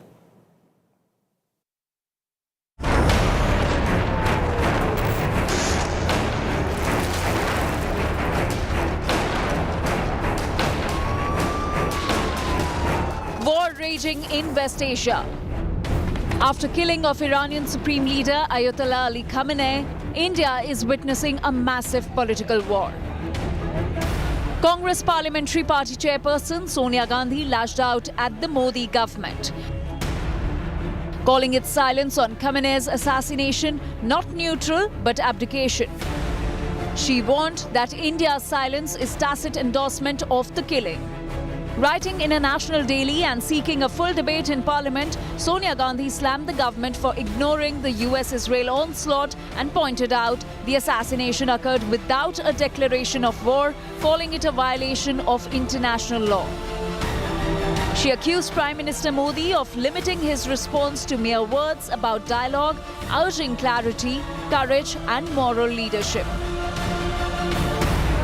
Leader of opposition in Lok Sabha, Rahul Gandhi, echoed his mother and urged Prime Minister Modi to speak up, warning that inaction now could erode India's credibility on the world stage. BJP hit back sharply, calling Sonia's claims misleading, stating that India has not been silent. They said that restraint protects millions of Indians in the Gulf and safeguards national interests. On Monday, Prime Minister Modi had called the widening conflict a matter of grave concern, stressing that India backs dialogue and diplomacy. Paschim Asia की वर्तमान स्थिति हमारे लिए गहरी चिंता का विषय है। भारत डायलॉग और डिप्लोमेसी के माध्यम से सभी विवादों का समाधान का समर्थन करता है। Iran's Supreme Leader Khamenei was killed in a massive strike carried out by Israel and United States early Saturday. Back home, the debate rages: diplomacy or silence. Is India protecting its national interests at the cost of its credibility? Bureau Report, India Today. All right, so where domestic politics is concerned, viewers, it is exploding because at one end you have the principal opposition in the country, Congress. You've seen Sonia Gandhi has written an editorial opinion piece where she has taken on the government for maintaining abject silence when it comes down to the assassination of a world leader, saying, what if tomorrow our country is attacked? What face will we have? I want to cut across in the midst of all of this to former Law Minister, Foreign Minister, Mr. Salman Khurshid. We're going to cut across to him in just about a minute. Let's cut across first to Syed Zafar Islam, BJP, former Parliament member, Rajya Sabha member. Mr. Islam, today you stand accused, which is the government stands accused for maintaining complete silence on the taking down of an international leader and not saying a word despite the kind of long-standing friendship we have had with Iran. See, first of all, you have to understand that Ayatollah Khamenei was not holding a constitutional position. He was a religious leader. He was known as a Ayatollah, and he was designated as a supreme leader, not on a constitutional position, but on a religious ground. So you have to also understand that every country has to be directed by or follow the national interest first, and we are just following the national interest first. Having said that, what is important for us that we are talking to every single country involved in this conflict, and we are only communicating one message, that India is advocating peace through dialogue and diplomacy, something which has been very clearly articulated by the Honorable Prime Minister in his tweet as well. And this is what we are communicating to every country. And today, I can see and on this program that even Iran has agreed to negotiate and discuss once again. They are willing to come to the negotiation table purely because they also feel that it is important to pursue diplomacy instead of having this kind of conflict. Secondly, what is important for Congress Party to realize that diplomacy and foreign policy is a dynamic process, not a static process. What they had followed in 91 or 95, something cannot be followed. And similarly, you also remember during Arab Springs, many senior leaders, many leaders of Arab countries have been eliminated. That time, neither during Gaddafi nor even Saddam Hussein's time, any apologies or any condemnation or any tweet or message has been condemnation has been sent by the government of India at that point in time. So they have absolutely no leg to stand when it comes to diplomacy, because we are following what is important for us and we are following the nation first policy, and something which is important for us, we are doing that. As far as a country is concerned, we have the Honorable Prime Minister has spoken to every single country, but there is no leader in Iran, so he has not spoken. But the foreign ministers have spoken to both Israel and Iran and pursued the same thing, and they conveyed the message of the Prime Minister that we want diplomacy and dialogue should be prioritized instead of this kind of a conflict. Syed Zafar Islam, in the year 1989, the constitution of Iran was amended to recognize Ayatollah Ali Khamenei as the supreme leader. So in that context, the constitution was revised. Number two, we have always interacted with Ayatollah Khamenei and there are visuals of that as well, with the prime minister meeting him as well. So it's not that we haven't recognized Iran under his leadership. We have, we've respected that. The question that today is being raised, that there is something called international law and international justice. What really has happened in Iran flies against international law. It has been recognized by certain countries very vocally so, while Iran has been our friend. Why are we deterring from criticizing a world leader being assassinated today, despite negotiations being on? Prati, let me ask you one thing very candidly. You know that there are 57 countries part of Organization of Islamic Countries. None of them have actually condemned. Why? They are Islamic countries. This is Muslim Brotherhood. They have not condemned purely because of the current dynamics and the. But we are not one of them. But Zafar Islam, so why are we connecting the silence of certain Gulf countries to our relationship with Iran? We've had a very friendly relationship with Iran. We call Iran our friend. If that has changed, then that needs to be explicit. Priti, we continue to call them as our friend. There is absolutely no disconnect as far as the friendship goes with Iran. We are friend. We continue to be a friend, and that is why the foreign minister of our country had spoken to the foreign ministry of Iran, because we enjoy that kind of a relationship. But you also have to understand that one can play a limited role, and the role which has been primarily, which is important for every country, is something which is peace, and that is something which the Honorable Prime Minister is advocating, and that is what the message which has been conveyed through Foreign Minister to the Foreign Minister of Iran, that we want dialogue. But Mr. Islam, why cannot the message of peace be delivered at the same time of criticizing an international leader's assassination? Didn't he criticize in the first tweet when the Honorable Prime Minister sent first tweet? And he did mention, and the message of the government was very clear. Where did he criticize, sir? No, the message of the government was very clear. The first message, which went from our government, very, very clearly, that we recognize the sovereignty of every country, and that's something which needs to be respected.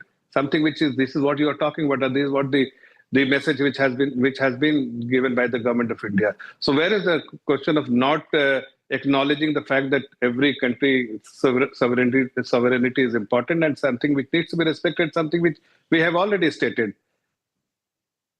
Okay, so you're saying, that even though the foreign minister has spoken, we somewhere down the line in a veiled way suggested that sovereignty needs to be respected, but we haven't outrightly come out and criticized an international leader's assassination, which goes against international law and all sorts of conventions, primarily because we need to watch out for our own interest.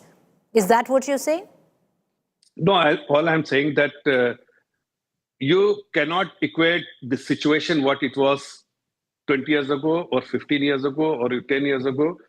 You have to see the current dynamics, and you know that the foreign policy is a very dynamic process. It cannot be static. But Mr. Islam, I'll quote out of Ms. Gandhi's piece. I'll quote out of Ms. Gandhi's piece because she's seemingly suggesting that our silence is abdication of our responsibility, because if tomorrow there is somebody at our doorstep and there is an aggressor where India is concerned, where do we stand? With what face do we condemn that if we can't condemn this? No, but Mrs. Gandhi, before making this kind of a statement or criticism against the government, she should do a backtesting and must tell the people that during UPA, when she was the chairperson, what did they do? Did they criticize, condemn about Saddam Hussein when he was hanged? Did they condemn when Gaddafi was eliminated? Did they do when any other Arab leaders were eliminated during Arab Springs? No, they didn't do anything. So how do they making this kind of a statement or making this kind of suggestion to our government? They followed certain diplomatic process, what they feel appropriate at that point in time. We are following now what is important for the country. So we have to always prioritize the country's interest, not an individual suggestion or All right. guidance Mr. what they Islam, are let me giving. ask exactly that. I thank you for joining us. There's a reason why we did not get into a debate this evening, primarily because we wanted to get both lucid thoughts out with what the government stands and with what the opposition is claiming. These are very sensitive times, diplomatically so. Thank you for taking the time out and answering all our questions. I want to take the question that you asked me to the former foreign minister of this country, Mr. Salman Khurshid. Appreciate you taking the time out and joining us, Mr. Khurshid. I'll take off from the conversation that we were having. Today you have Ms. Gandhi come out and criticize India's silence, where it came down to the assassination of a world leader. Having said that, what BJP and the government says is that during the UPA era, where you were, the law minister, the foreign minister, when Colonel Gaddafi was killed, for example, we didn't criticize it. We took a very similar stand of what India has taken where Iran is concerned. Well, the question is what happened in the past can't possibly be the guiding spirit of what happens today, because the implications of any act that you may disagree with but may not be critical of are different at different points of time as far as the world is concerned. And therefore we have to talk about today, not yesterday. We have to talk about today.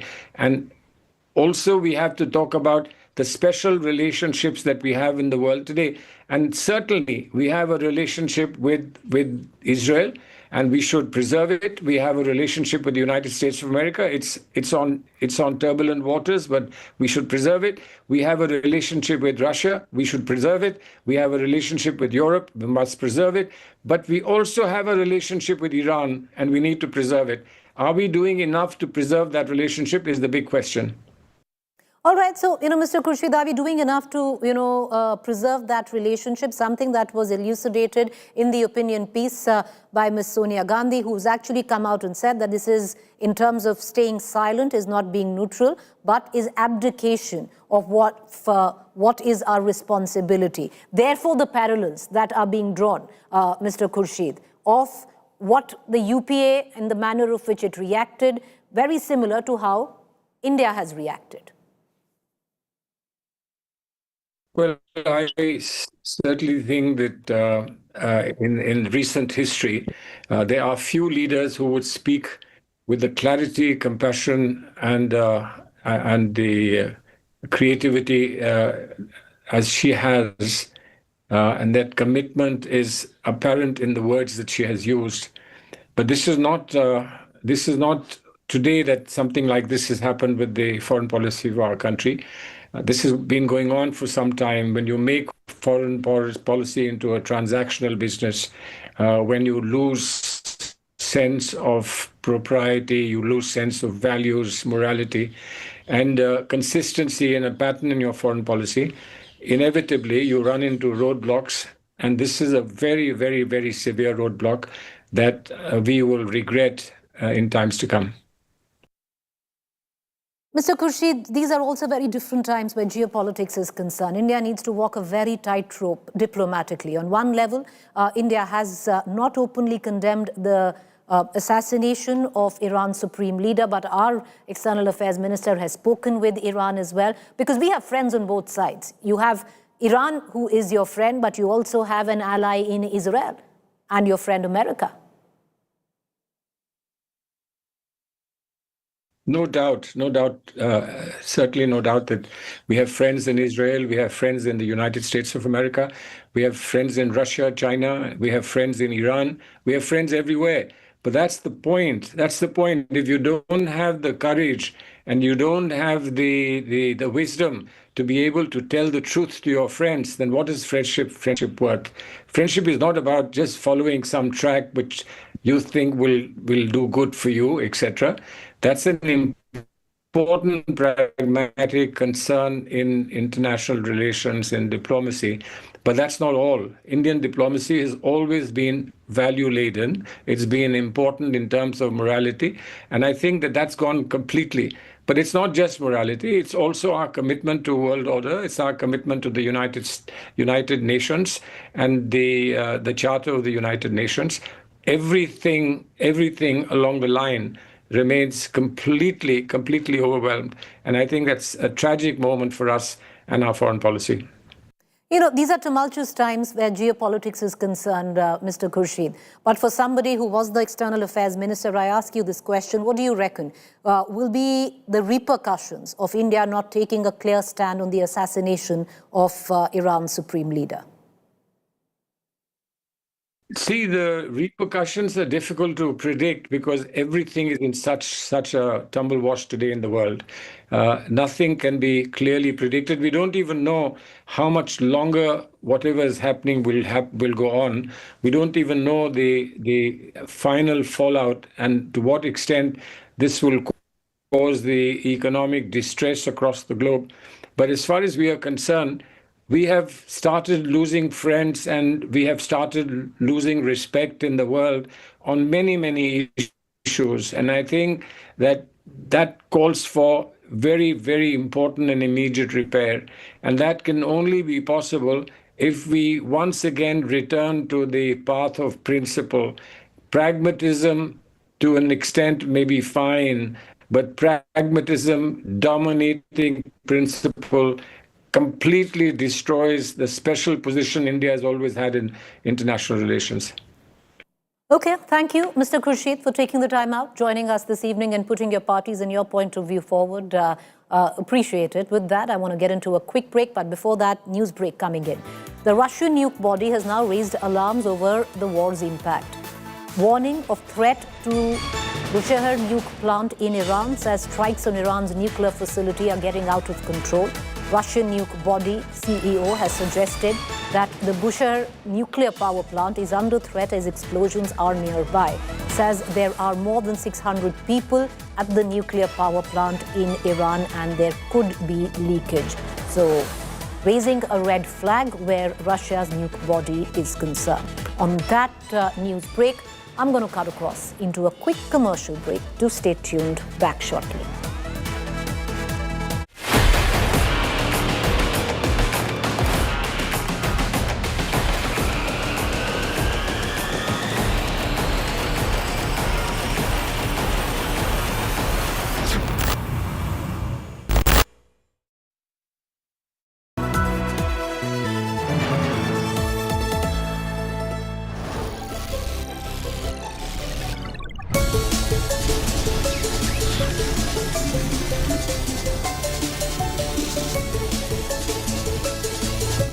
Introducing Motorola's signature.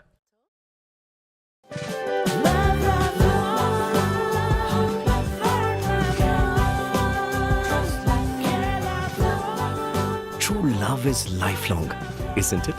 Just like Tata Power Solar Roof, best quality solutions, lifelong service guarantee and unmatched expertise. Ye on the quality lifelong. Introducing Motorola Signature. Don't blend in, stand out. Hi, here are the top headlines. Presented by Motorola. US-Iran war disrupts Middle East flight services. Over 13,000 flights cancelled. BJP releases Rajya Sabha candidates list. Nitin Nabeen gets ticket from Bihar. 15-member Lok Sabha Privileges Committee formed. Ravi Shankar Prasad appointed chairman.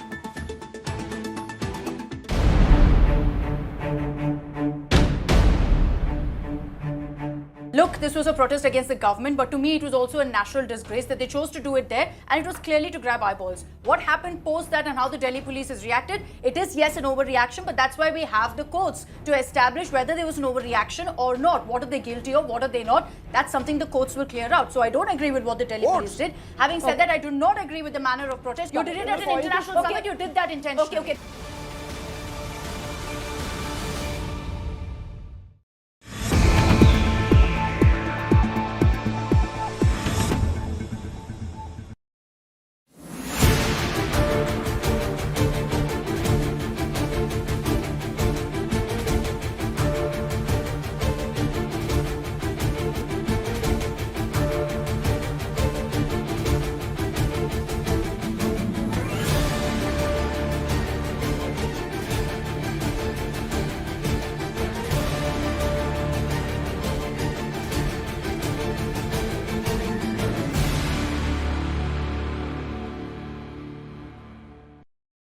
Hi, Sana here with a quick AQI update. Delhi 239, Mumbai 103, Kolkata 163, Bangalore 96, Chennai 161, Hyderabad 181.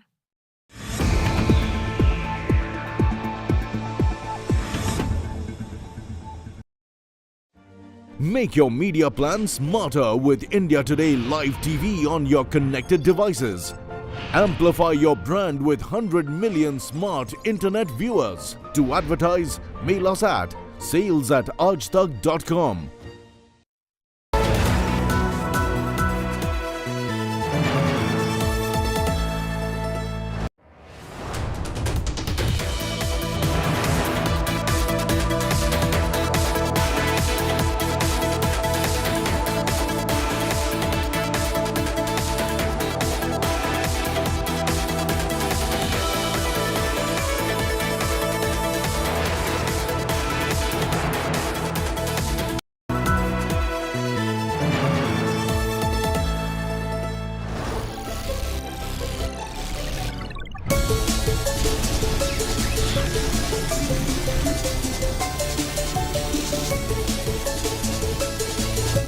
Introducing Motorola Signature.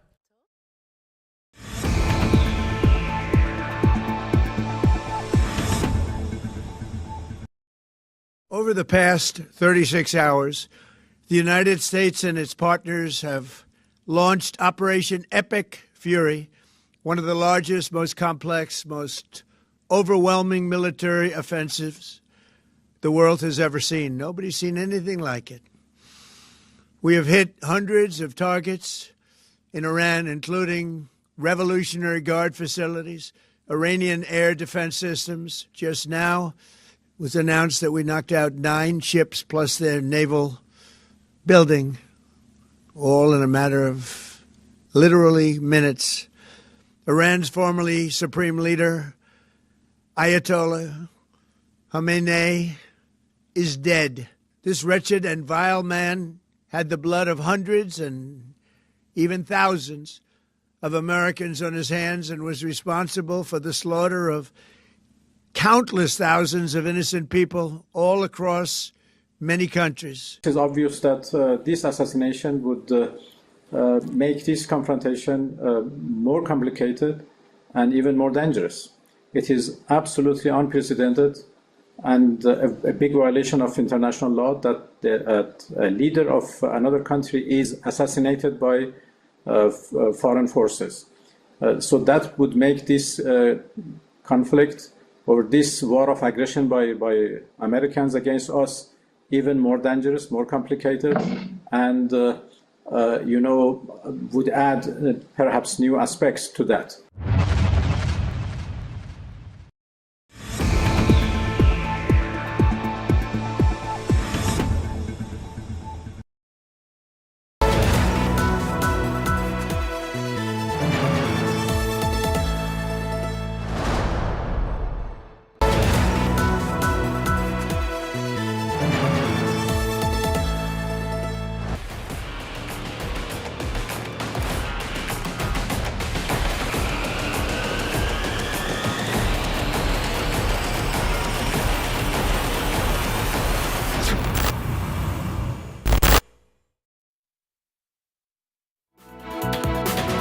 All right, the latest news break right now coming in. The White House has defended Operation Epic Fury in Iran.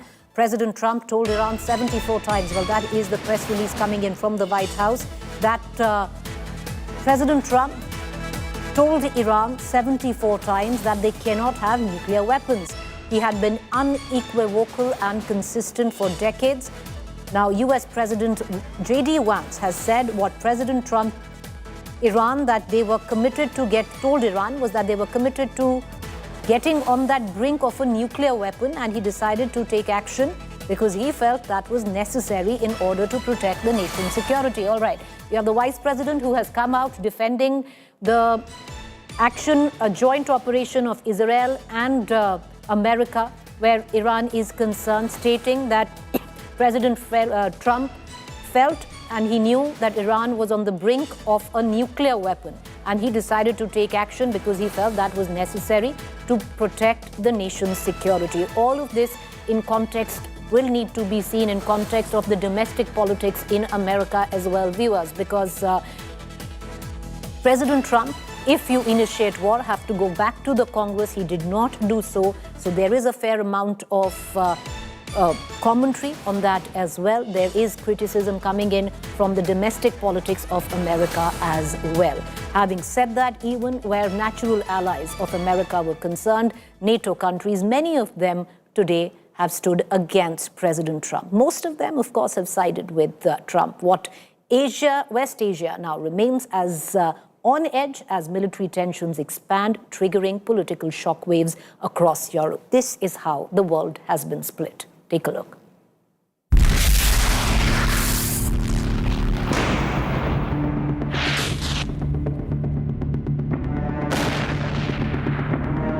The war on Iran is reverberating far beyond the battlefield. US airstrikes are exposing widening fault lines inside NATO, highlighting sharp differences over how far the military alliance should go in confronting Tehran. As Washington adopts a hard military posture, several European capitals are urging restraint, raising fresh questions about transatlantic unity.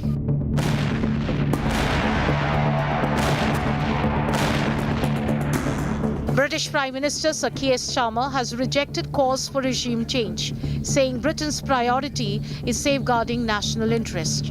London has permitted limited defensive use of British bases by US forces.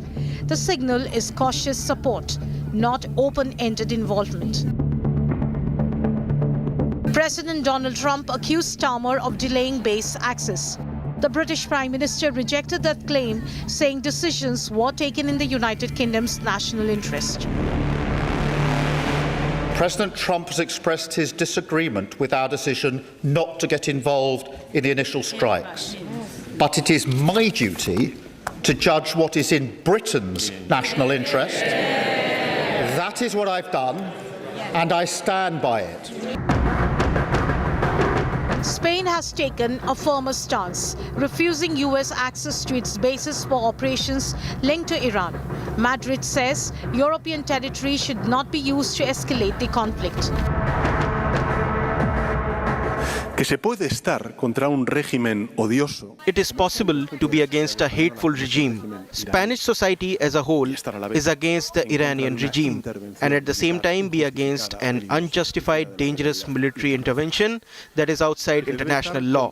One must be against a war that was started without the authorization of the United States Congress or the United Nations Security Council, and as I said before, violates the international law. And there is always room for a negotiated solution rather than being swept away by the devastation of weapons as the only possible outcome. Como única salida posible. Canada says it was not informed in advance and is backing diplomacy over escalation. France is balancing alliance commitments with outreach to global powers to push for de-escalation. Germany has ruled out committing military assets, warning NATO must avoid a prolonged Middle East war. Turkey, Iran's ally in NATO, has condemned the strikes as violation of international law while navigating its complex regional ties. Tensions had been building for months now. President Trump's remarks after taking Greenland by force, threats of tariffs on partners such as Denmark, Sweden, France, the United Kingdom, the Netherlands and Finland, and repeated warnings about weakening or withdrawing from NATO have unsettled the alliance and deepened mistrust. The strikes on Iran are not just a regional crisis. They are a test of NATO's cohesion. If divisions deepen, the alliance could face one of its most uncertain moments in decades. Bureau Report, India Today.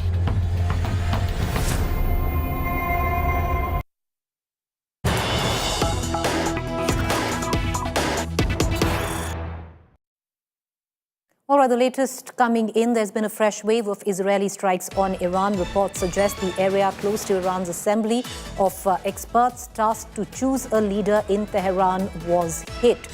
That's the latest news coming in. All of this, viewers, also in the backdrop of President Trump claiming that Iran wants talks, but now it's too late. And there has been a response from Iran as well, saying that they are open to talks, but with dignity. I want to bring in our Foreign Affairs editor, Geeta Mohan, into this conversation. Geeta, while Israel continues to build an offensive where Iran is concerned, you have Donald Trump once again who said Iran wanted talks, but now it's too late. But this time around, instead of saying that they were not willing to negotiate, Iran has said they're open to talks, but with dignity. What does dignity mean at a time, Geeta, when their top leadership has been taken out? They are under heavy attack.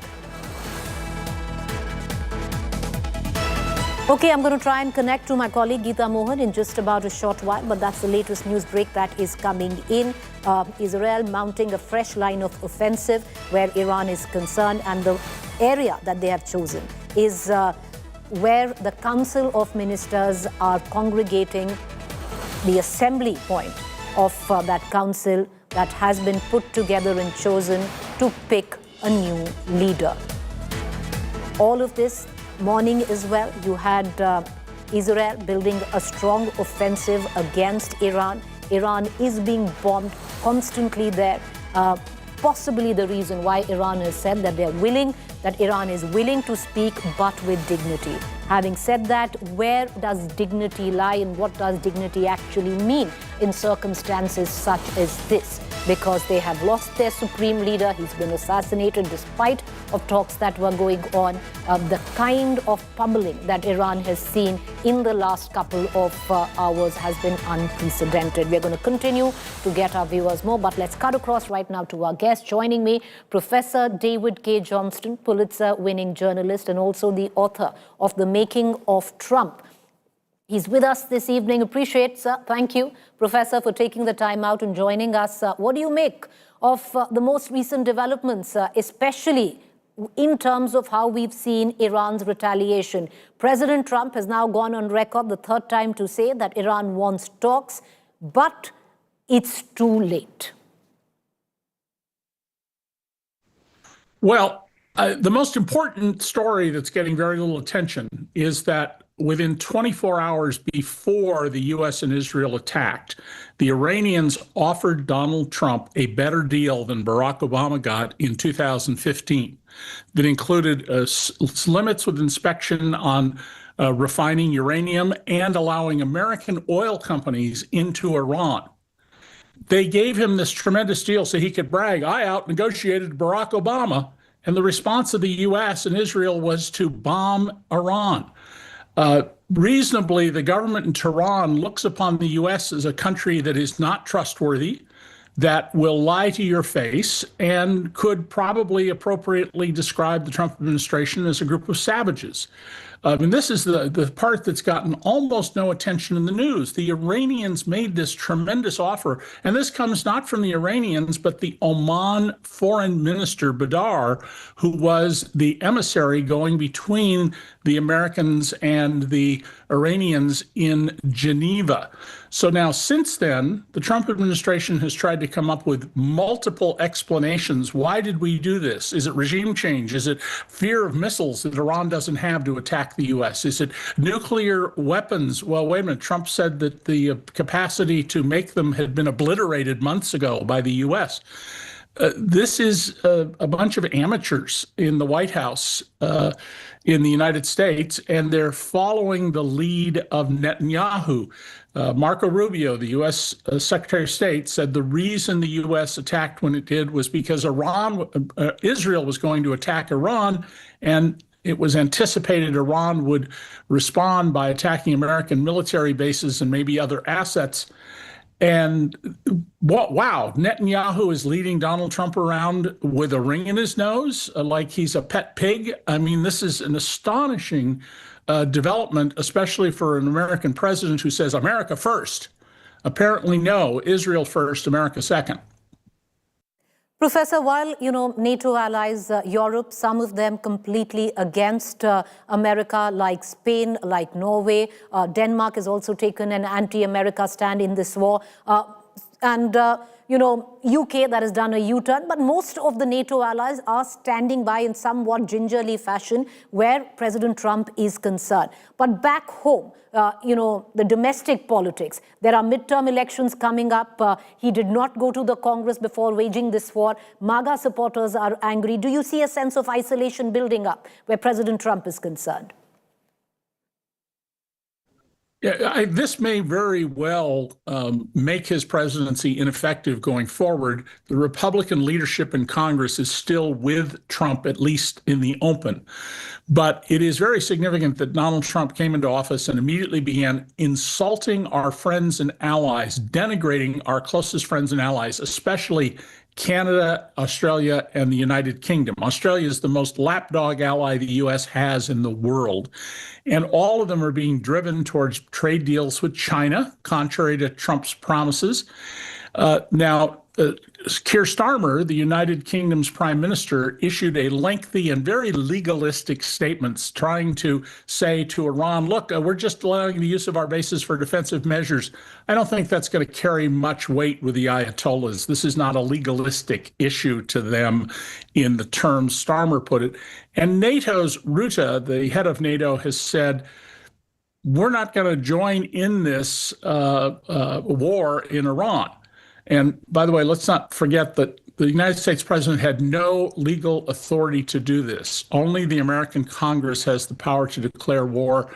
The commander-in-chief, the president, only has the authority to take defensive actions until Congress grants authority. Mm-hmm. Professor Johnston, going ahead, the last statement of President Trump said that this is going to be a long war. He said it will last months, or at least a month. Now, at the back of that, there will be economic repercussions. There are already repercussions where, international law is concerned. How do you see all of that pan out in terms of domestic politics for President Trump? I've never heard of a war that you can put a timeline on and say that it's over. You don't know what you've unleashed here. And we shouldn't lose sight of the fact that Iran, which is it's an autocracy, a theocracy run by Shia Muslims. There are large Shia minorities in other countries. They're clearly very upset about the killing of the Ayatollah. Normally in warfare, you don't kill a head of state. That's a very unwise thing to do. It puts a target on you if you do that. And so the likelihood that this will be controlled and in 4 weeks it will be all over, call me back in 4 weeks. I'll be surprised if that's the case. All right, Professor Johnston, we'll have you soon enough, possibly earlier than that. Thank you for taking the time out and joining us. Appreciate it. I want to bring in my colleague, Geeta Mohan, a foreign affairs editor, joining in with the latest that has come in. Geeta, you have President Trump who's said that Iran wants to speak, but now it's too late. Iran, on the other hand, has said that it is open to talks, but with dignity. Where does dignity stand at a time where their top leadership has been taken out and the kind of attack that they're under?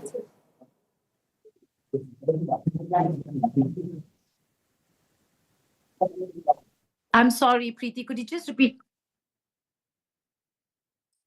All right, we're going to try and connect to Geeta. Okay, we have Geeta. Okay, Geeta. Okay, the latest right now coming in from the United States of America, President Trump, where he says Iran wanted to talk, but it's too late. Iran has come out and said open to talks, but with dignity. What and where does dignity now? What does it really mean in context of your top leadership being assassinated and the kind of attack that you're under? Well, it just means that both sides are digging in their heels, Preeti. At this point in time, Trump is saying what he wants his domestic audience to hear, that they have completely decimated Iran. And Masoud Pezeshkian, on the other hand, has come out and said that's absolutely not true, and that we would want negotiations, but with dignity. Certainly not at the stage with this kind of an attitude that Trump and Israel and America are coming with. So expect intensification in the coming hours, and we'll have to see who cracks, because this now is about intensification of the conflict between Israel America and Iran. Israel, in all probability, now will be given a window, as it always is given, to do all the kind of damage it can. And we'll have to see how Iran retaliates or Iran carries out its continued precision strikes against American and Western installations, which now go beyond just bases. They're also looking at refineries. But all this, again, has to do with how and what the economic cost of it is going to be on the immediate. Look at the oil prices, Preeti. Look at the crude Brent prices. Look at supply chains absolutely disrupted right now and flights completely disrupted. So the economic cost of this is going to be huge, and there is going to be mounting international pressure. We're looking at conversations that are taking place between Arab leaders, India, Arab leaders, the West, Arab leaders, Russia, China. But the most important piece over here are now pieces over here are now China and Russia. The conversation between Chinese foreign minister and his Iranian counterpart, Araghchi, is very, very important. What is China going to do? Even if not militarily, the fact that they're now voicing their concerns with regards to what's happening on the ground is significant. All right, Geeta, thank you there for joining us with that quick update. Joining me right now is Ms. Natalie Tochi. She's the former EU foreign policy advisor, continues to watch foreign policy very, very closely where Europe is concerned.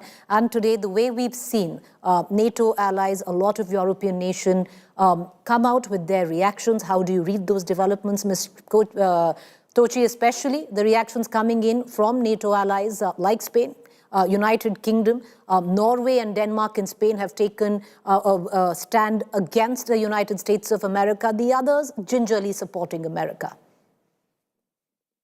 Well, I would say that the mainstream European reaction revolving around France, Germany, the UK has basically been one of almost, I'm not quite sure how to define it, almost dystopic.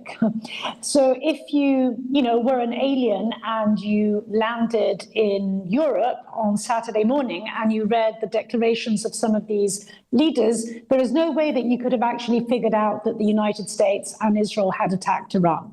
So in a sense, there was, yes, correctly so, a condemnation of the Iranian regime and its treatment of its people, a condemnation of Iranian counterattacks on countries in the Gulf. But there was no reference whatsoever to what had actually triggered all this. It's as if Iran had woken up one morning and decided to kind of send missiles left, right, and center. So that, I would say, was the core of the European reaction. Then, indeed, as you were suggesting, there have been some outliers. And Spain, on the one hand, as well as Norway and Denmark, would probably be the three that have been most outspoken in terms of actually calling a spade when it comes to this war. But obviously, this is not, in a sense, where the core of Europe lies. And then there have been other countries still that have been even more explicit in their backing of the US and Israeli attacks, countries like my own, Italy, for example. So on one level, I would say, well, you always tend to have different European reactions to whatever happens in the world. But I would say, broadly speaking, and from a very personal standpoint, very unfortunately, this has been a reaction which has actually sided really implicitly or explicitly, rather sort of significantly, with a major violation of international law. The sheer fact, Ms. Tochi, that there was apprehensions, a lot of unease, especially during the trade talk and the trade wars which went on, where EU and European nations were concerned, and now this. Do you see it makes certain countries very uncomfortable and possibly look at a new kind of order? Or do you see most of them backing the United States of America?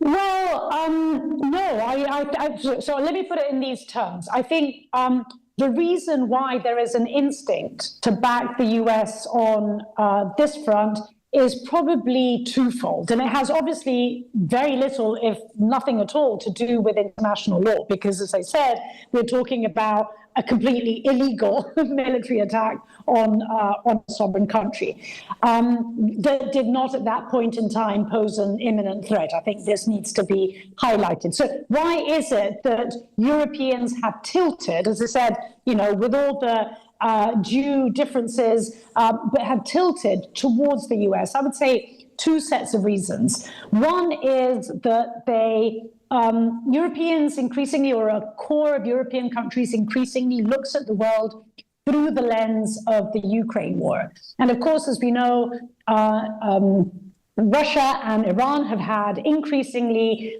strong, especially military relations. And so Iran, from being viewed as, quote unquote, only a question related to regional security as opposed to non-proliferation, as opposed to even human rights, became viewed through the lens of Ukraine, right? And that in and of itself tilted the European view on Iran in a very negative way. On top of this, there is indeed that transatlantic connection in which, as we know, the United States under Donald Trump has also sided very much with Russia on the war in Ukraine and has threatened countries like Denmark with the annexation of Greenland.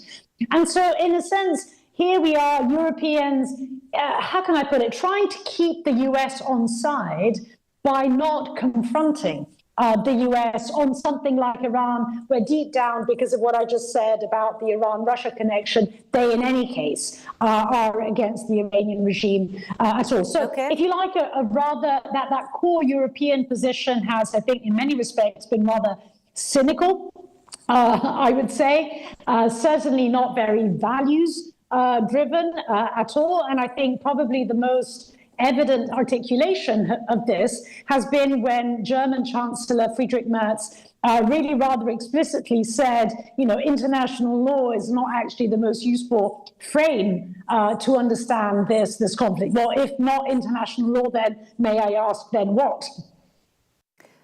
All right, but Ms. Sochi, do you see the stance change of many countries? Because there are, and they are going to be, economic implications, and things will only get worse. Yeah, I think that may well be the case, although it probably, I think as the consequences of the war worsen, you may paradoxically first see an even stronger support for the US and Israel, and only later that may turn into something quite different. Of course, the parallel that I have in mind here is the 2003 war in Iraq. There are many critics of that war that are critics today, but actually back then were not critics at all in Europe. So I think, as the consequences worsen and as it becomes over time increasingly obvious that this war of choice was a terribly bad idea, then you may see European reactions changing, but in a sense it will be at a time in which it's too late. Okay. All right, appreciate you joining us, Mr. Tochi. Thank you there. We're going to leave it at that. All eyes on all developments that are taking place at the back of the crisis that continues to unfold in West Asia. Up next is my colleague, Gaurav Sagar.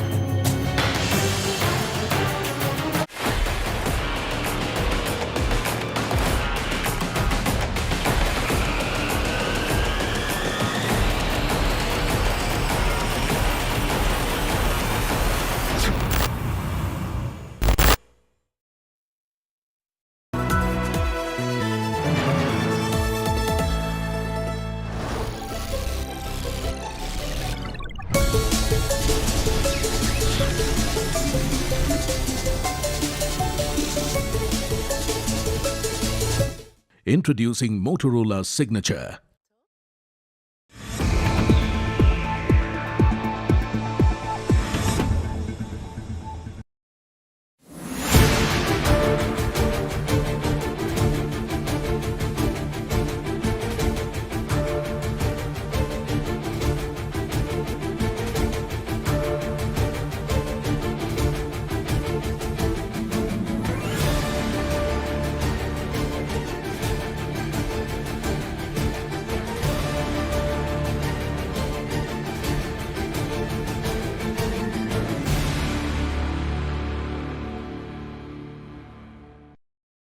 विश्व में चल रहे अनेक तनावों को लेकर भारत की सोच स्पष्ट ही है। हमने सदैव शांति और स्थिरता बनाए रखने का आह्वान किया है और जब दो लोकतंत्र साथ खड़े होते हैं तो शांति की आवाज और भी सशक्त हो जाती है। पश्चिम एशिया की वर्तमान स्थिति हमारे लिए गहरी चिंता का विषय है। भारत डायलॉग और डिप्लोमेसी के माध्यम से सभी विवादों का समाधान का समर्थन करता है। इस क्षेत्र में मौजूद सभी भारतीय नागरिकों की सुरक्षा के लिए हम सभी देशों के साथ मिलकर काम करते रहेंगे। Hi, I'm Sana. Here's your weather update. Delhi maximum 35 and minimum 15 degrees. Mumbai maximum 29 and minimum 24 degrees. Kolkata maximum 35 and minimum 20 degrees. Bengaluru maximum 32 and minimum 21 degrees. Chennai maximum 29 and minimum 23 degrees. Hyderabad maximum 35 and minimum 21 degrees.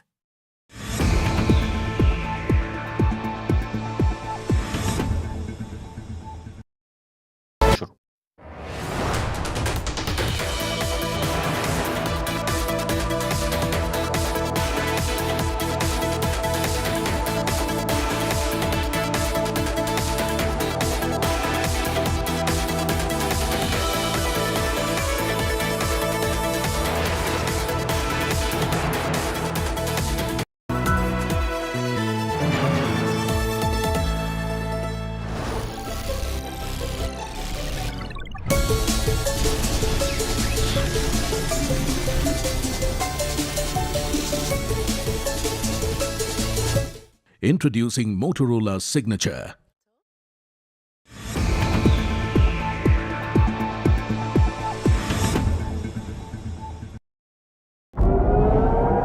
Destruction, devastation, death. That is how the first 3 days of the West Asia war between the United States-Israel alliance and Iran can be defined.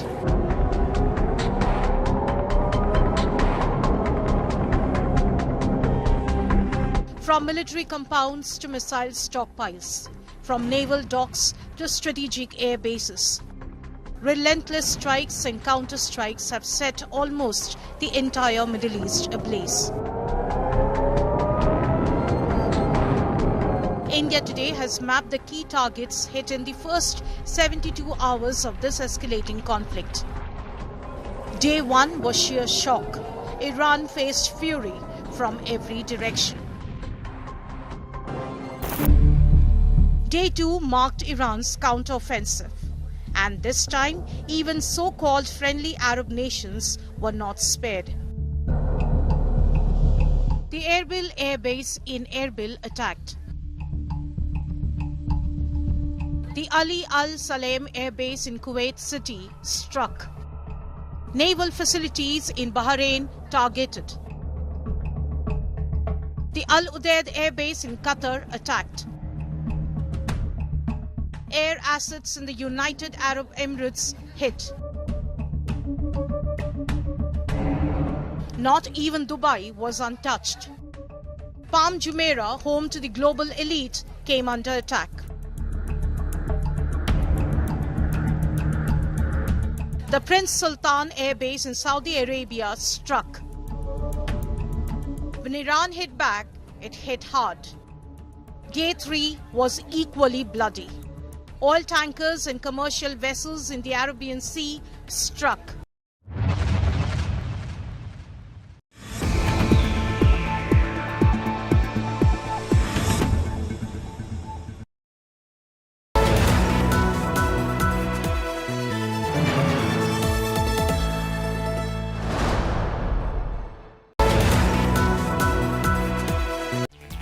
Presented by Adani, हम करके दिखाते हैं.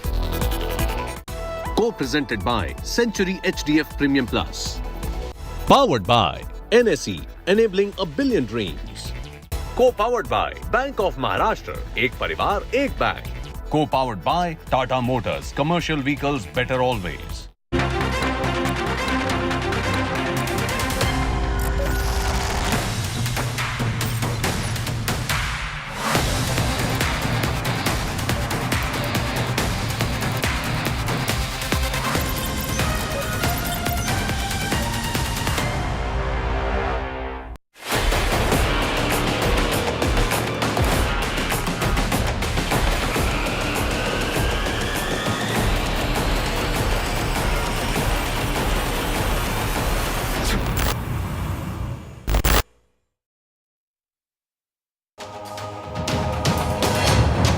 Good evening. There's a massive intensification of operations in West Asia. Israel has put boots on ground in Lebanon, and both the US and Israel are relentlessly pounding Iran. Despite being battered, Iran is hitting back and hard. Reports from Tehran say the death toll in Iran sadly has shot up to over 700 killed. Iran's counterattack with drones and missiles has resulted in the US embassy in Riyadh being hit. Energy infrastructure in the Gulf region is also in the line of fire. It's been targeted. Global oil and gas prices are shooting up. In fact, Qatar has suspended LNG production after 2 of its facilities were hit. And these are reports that are coming in from Qatar as of now. IRGC says, and this is the Islamic Revolutionary Guard Corps of Iran, they say that the Strait of Hormuz is now shut, choking a key energy supply route. And if the Strait of Hormuz is shut, that's a very major signal that's being sent out. This major signal is going out not just to countries like India or countries in Southeast Asia, going all the way to South Korea and then Japan. Signal is going out to the rest of the world. It's a very crucial global choke point. While America may claim that the Strait of Hormuz is open, but we'll show you images on ground. Very clearly they indicate no ship, no tanker will get insurance to cross the Strait of Hormuz. They've anchored around. Iran was saying they will permit which ship will go and which won't. Very clearly, the situation is very grim. US President Donald Trump has said Iran's air defense, air force, navy, and leadership are gone. He says Tehran now wants talks, but it's too late. US Vice President J.D. Vance has defended the strike, saying the goal is to ensure Iran can never acquire a nuclear weapon. Professor Jeffrey Sachs, an economist par excellence, he joins me. He's a commentator. He's telling us how he looks at this war and how it's being prosecuted by Israel and Iran. We'll get you that interview. But first, let me get you the top developments of the day today.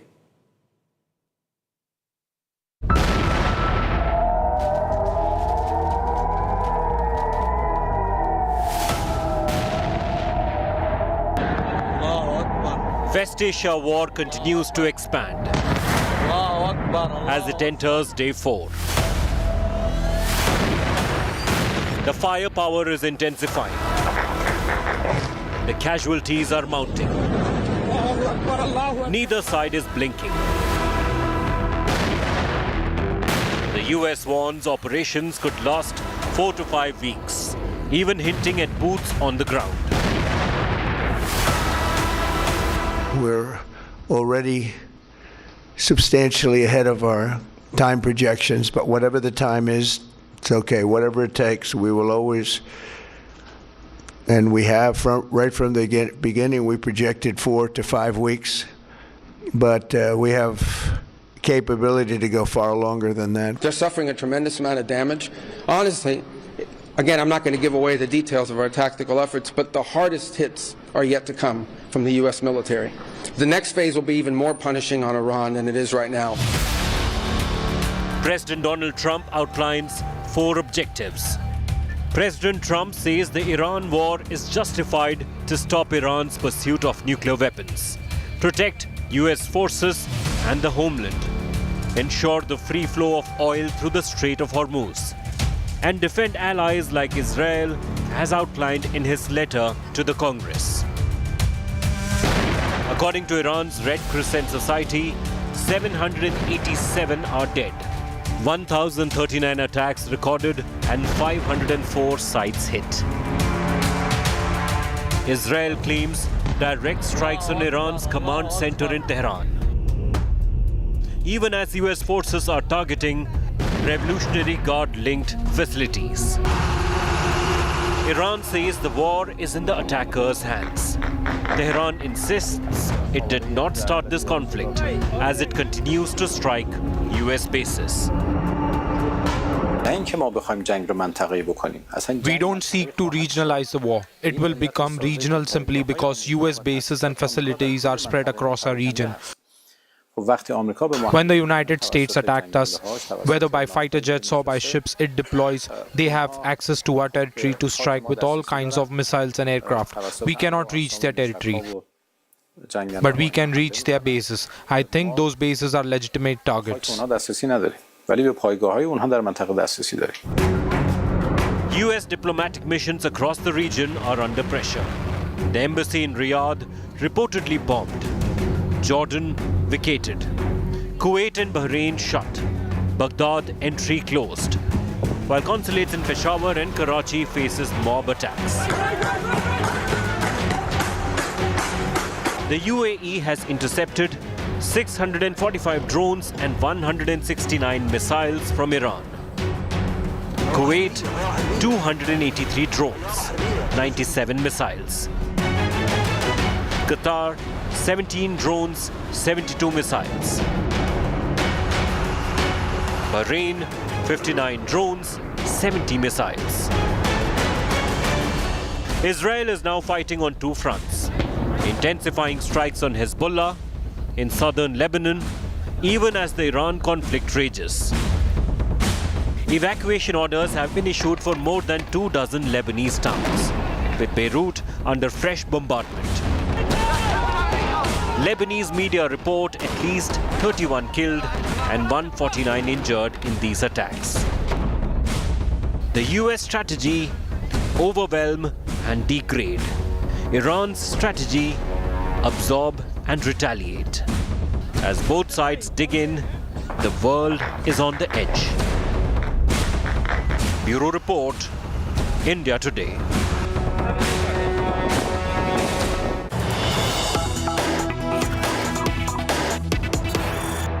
So as the Middle East crisis worsens and Israel launches fresh attacks both on Iran and Lebanon, we are now joined by Professor Jeffrey Sachs, Columbia University professor, and one of the foremost commentators who joins us from the United States. Professor, welcome. Good to be with you. Thank you. Thank you, sir. Professor Sachs, US President Donald Trump said that the United States launched military action against Iran because it represented the last best chance to stop what he described was Tehran's pursuit of nuclear weapons and its backing of armed groups across West Asia.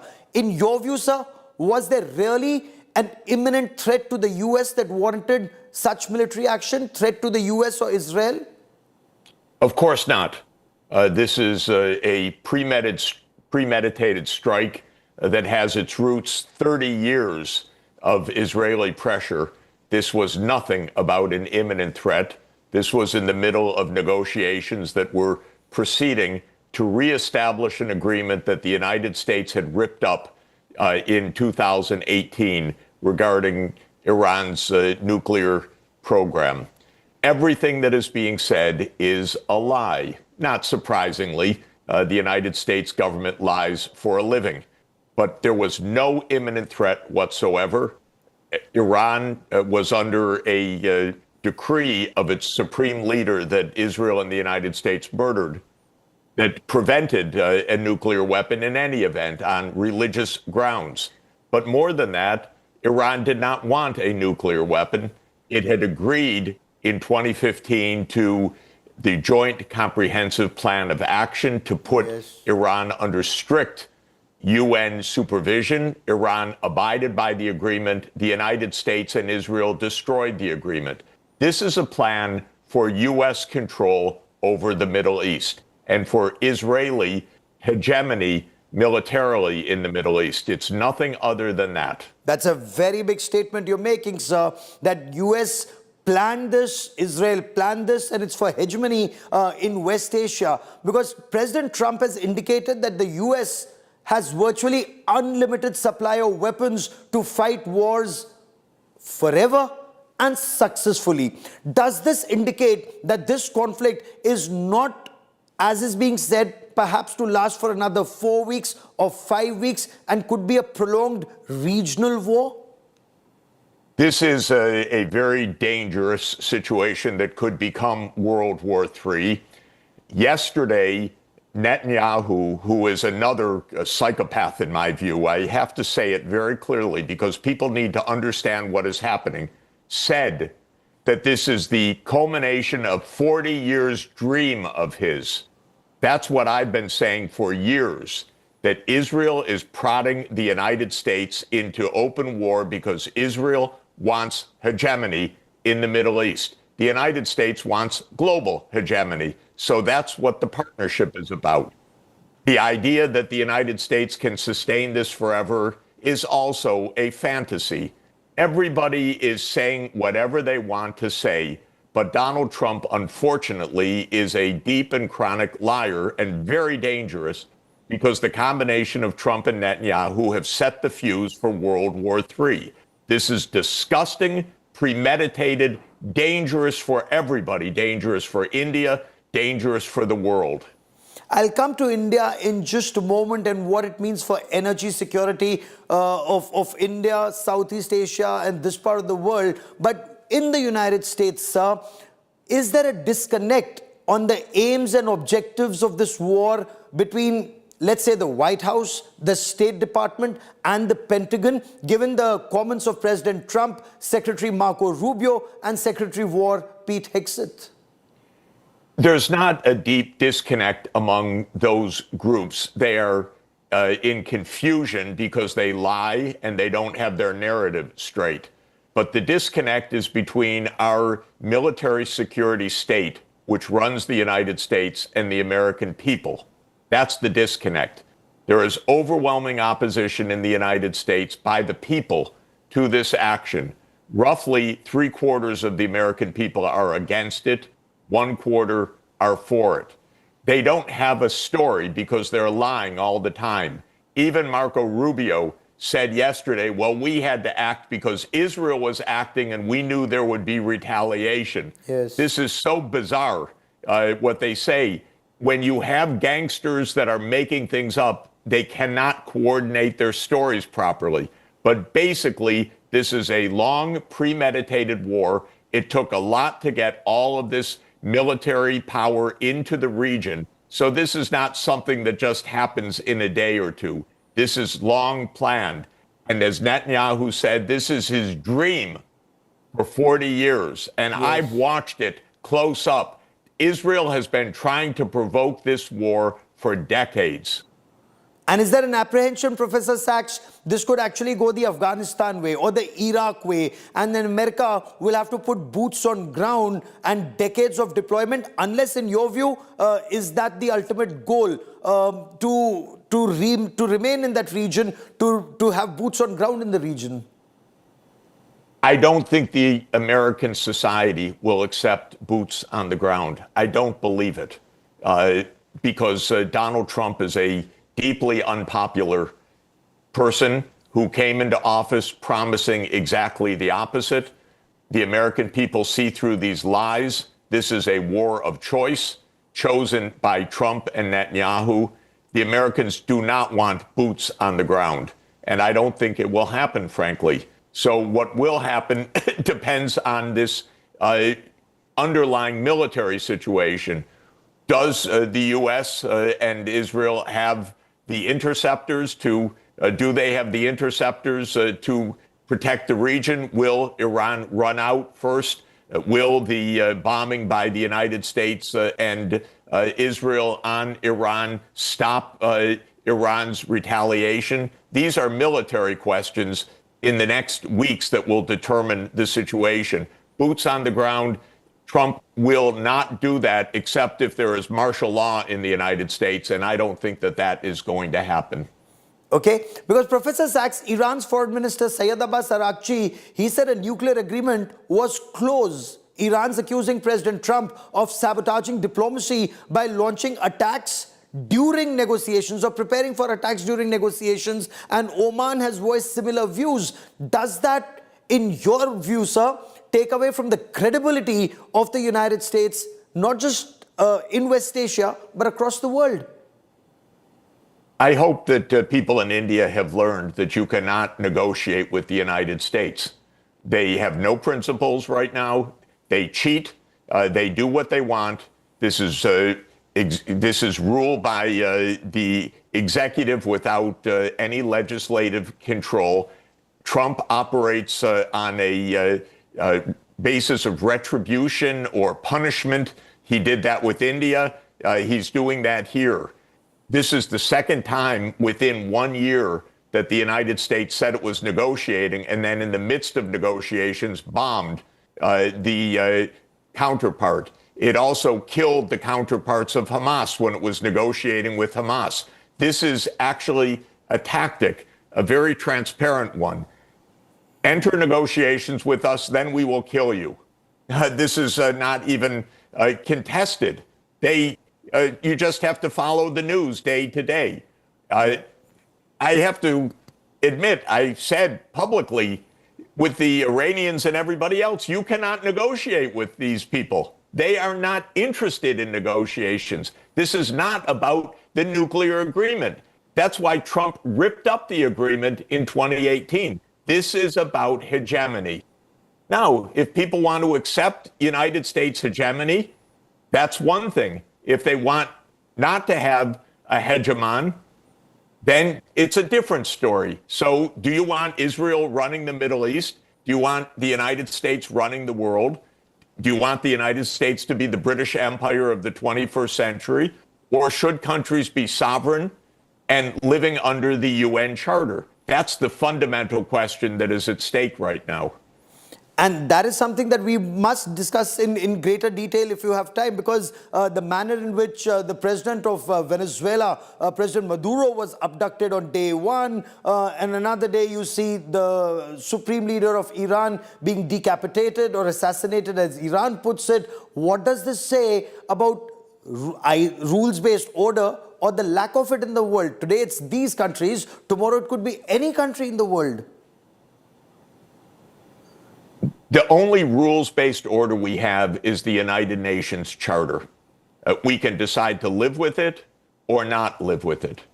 If we live with it, then we have to recognize that what the United States government is doing is blatantly illegal, because under Article 2, Paragraph 4 of the UN Charter, it says that no state may use the threat of force or force against another sovereign state.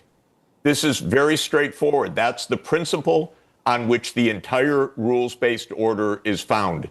The United States does not accept that principle. The United States is the world's empire. It believes that the strong do what they can and the weak suffer what they must. A line of Western history that goes back to the ancient wars in Greece. And that is the American view. Even the White House has stated that international law is a nicety. That is the question before the world. This year, India is the president of the BRICS. Yes. Does the BRICS stand for the UN or for U.S. hegemony? This is a very basic question. But the United States believes it can kidnap presidents, it can kill leaders, it can invade when it wants, it can call aggression self-defense, and it believes it can get away with it. Now, I have to admit, it gets away with a lot, because countries that have U.S. military bases in them are generally vassal states of the United States. And the U.S. has military bases in around 80 countries in the world. So let's talk about... Yes, let's talk about some of those countries in West Asia right now, because since the United States and Israel began striking Iran, the Islamic Republic retaliated with ballistic missiles and drones and what is as of now being described as over 25 waves of attacks targeting not just Israel, but also Saudi Arabia, Bahrain, Qatar, United Arab Emirates, Kuwait, Iraq. What is your reading of Iran's strategy of targeting countries in the region and expanding the arc of war? Are they hoping this would lead to these countries protesting, saying their economies are getting impacted, put a stop to it? Or will they gang up with the United States and isolate Iran even further? Well, it's a tragedy what's happening, but just to be precise, what they are doing is targeting the military bases of the United States. And this is very interesting. Think about it. All of those countries, Bahrain, United Arab Emirates, Saudi Arabia, Iraq, these are countries that are home to the U.S. military and the CIA. That's what's happening right now. So Iran is retaliating against an Israel-U.S. attack by attacking the U.S. CIA bases in the Middle East. Now, this is extraordinarily complicated because will the Middle East countries side with Israel and with the United States in this attack? Maybe the governments will, because maybe the governments are all afraid of being overthrown by the United States or afraid of the CIA. My advice to any government is do not host a U.S. military base because you will be a vassal of the United States if you do. My advice to India is do not join the Quad. India doesn't want another empire ruling over it. It had an empire. It didn't like it. It was not satisfactory. India is an independent country. It should not join a U.S. military alliance. But I tell you, just like the United States believes that it controls and owns the Middle East, it believes that it will dominate India's politics because it will get India on side against China. It's playing games everywhere. It's trying to divide the world and get countries to side with it by saying you are threatened by the other side. It's an old strategy. It's a Roman imperial strategy. In Latin, divide et impera, divide and conquer. And that's what the United States is trying to do. Well, India suffered, as you well know, Professor, divide and rule of the British. Hopefully, the very important lessons have been learned post-1947. But Professor Sachs, in your view, will this war last as long as Iran has those rockets and missiles and drones? Or will US and Israel carpet bombing force the regime to surrender? Or perhaps, as the Americans hope, the leadership hopes, embolden the people to take to the streets and overthrow the regime? What's your reading, sir? Well, again, I don't have a crystal ball, but the idea that people will take to the streets and replace the regime seems to me an utter fantasy. The idea that 2 or 3 weeks of carpet bombing a vast country, roughly the size of Western Europe, rugged, mountainous, brings it to its knees, seems to run against every lesson of modern warfare. So, no, I don't believe that a few weeks of bombing, as brutal as it is, as many schoolgirls as will be killed, I don't believe that that will bring Iran to its knees, no. And the Islamic Revolutionary Guard Corps, they said that the Strait of Hormuz is closed for shipping traffic. They warned any vessel attempting to pass through these strategic waterways would be set on fire. What does this mean for global shipping, for energy and economy? I think it is, of course, a very profound shock to the world economy, to India, to Southeast Asia, to China. It is likely to raise oil prices above $100 a barrel. I believe that this is credible. The Straits of Hormuz is a very narrow passage. It is effectively under the control of Iranian guns. I don't think the United States and Israel, or the Arab countries for that matter, can clear the way of the Straits of Hormuz. I don't think that the insurers and the shippers are going to be passing tankers through the Straits of Hormuz. So my guess is that this is for real, that if it lasts many weeks or even months, it will have a very significant effect on the world economy, a very negative one, and that it will be Europe, India, and China that will pay the highest price. And US Secretary of State Marco Rubio saying that the hardest hits on Iran are yet to come. He's added that he wouldn't want to give away details of their tactical efforts. Does this indicate that this is just the initial phase of the war? So the worst phase of the war is yet to come? Or do you see a ray of hope that perhaps behind the scenes there could be some dialogue, some diplomacy, some way to come back to the talks table? There won't be a return to talks, because to talk with the United States is to be killed. But there could be a stop to the fighting. I think that the BRICS should play the leading role in this. This will not come because the United States scares Iran. If the Arab countries make the mistake, which they are making, by the way, of falling under the U.S. Umbrella, then they will face continuing pounding. What is needed is a bigger picture to understand that what has happened is a U.S. attempt at hegemony. It's quite an advanced and explicit one, that this is not in the interest of the world, that the United States and Israel need to stand down, that Israel needs to stop wars all over the Middle East. I know that Prime Minister Modi was just in Israel, but the point is, Israel is a violent, expansionist, regional country that aims at regional military hegemony through its monopoly of nuclear weapons in the Middle East. This is a reckless policy. Israel should learn to live within its own borders, and that would make the world a lot safer. So since you spoke of the nukes, Professor Sachs, Sergei Lavrov, the Russian foreign minister, a short while back said that the US move may just spur not just Iran, but other countries to acquire a nuclear weapon, because perhaps that's the only way to stay safe. Would you agree with that assessment? When countries have given up nuclear weapons or given up nuclear weapons programs like Libya did, the United States tends to kill the leader that does it and give up. Iran did not want nuclear weapons. The supreme leader, Ali Khamenei, said repeatedly in a religious sense, this is against Shia Islam.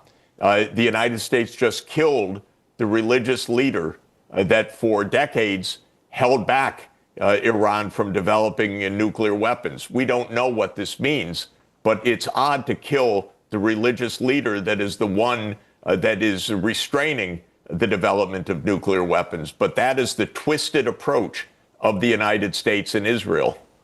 And Professor Sachs, your assessment of Europe's role in this conflict. President Trump has hit out at the British Prime Minister Keir Starmer for not letting them use the Diego Garcia base. But France, as of now, is sending an aircraft carrier strike group, according to reports. Spain is reluctant. They don't want their bases to be used. How do you see Europe reacting and the impact on Europe?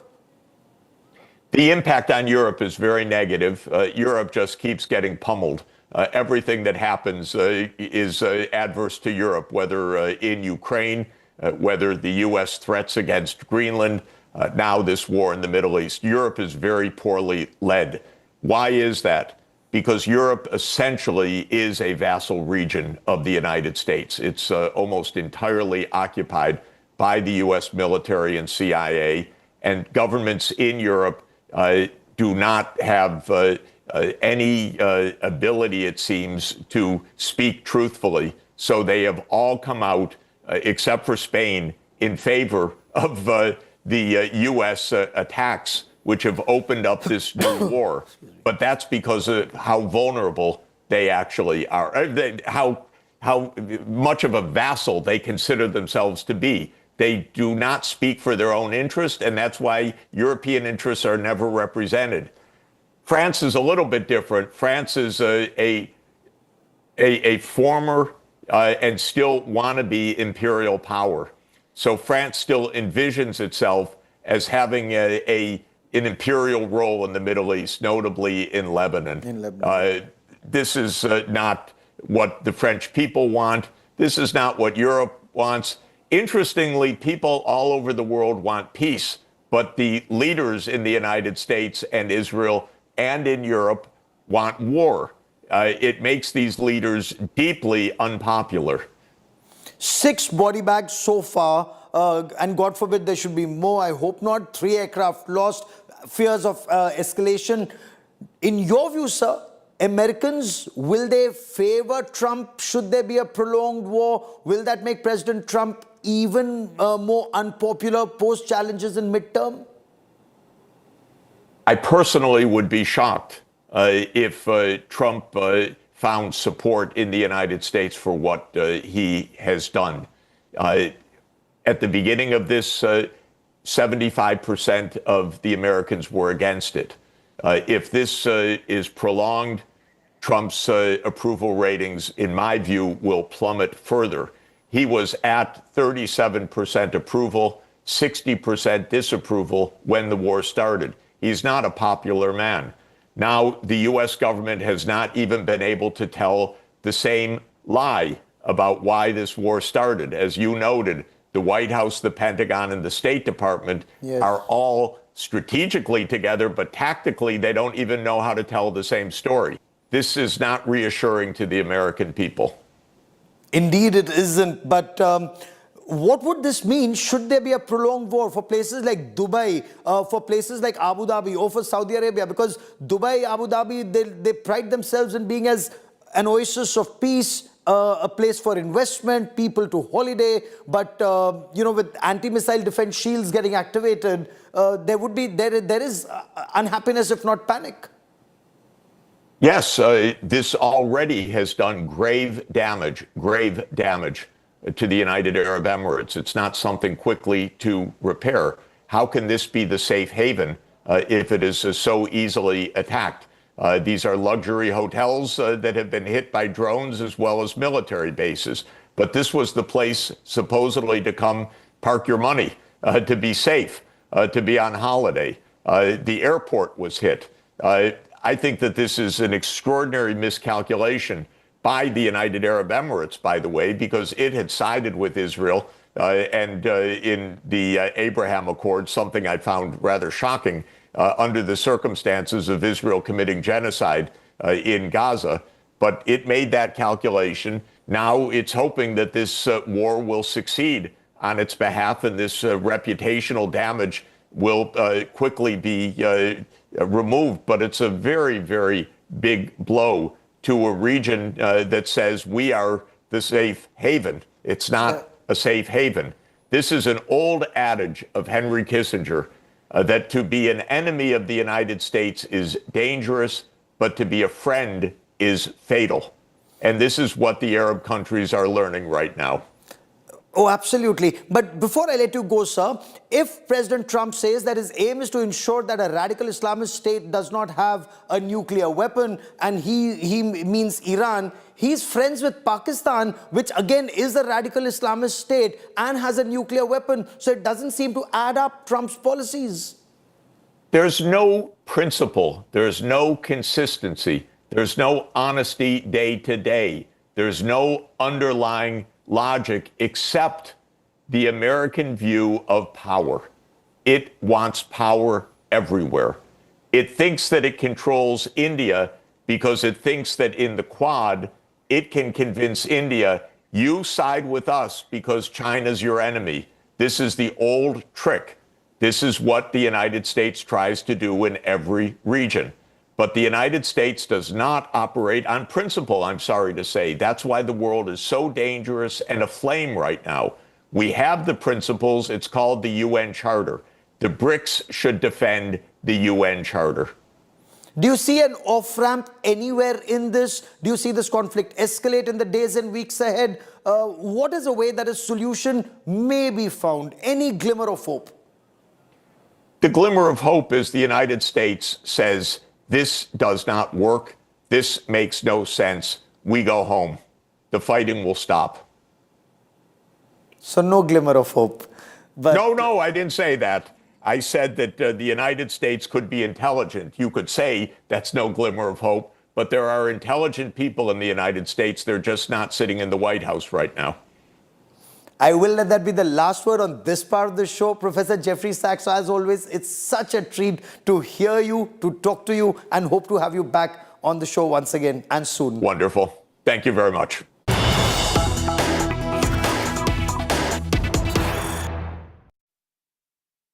Big story coming in from Iran.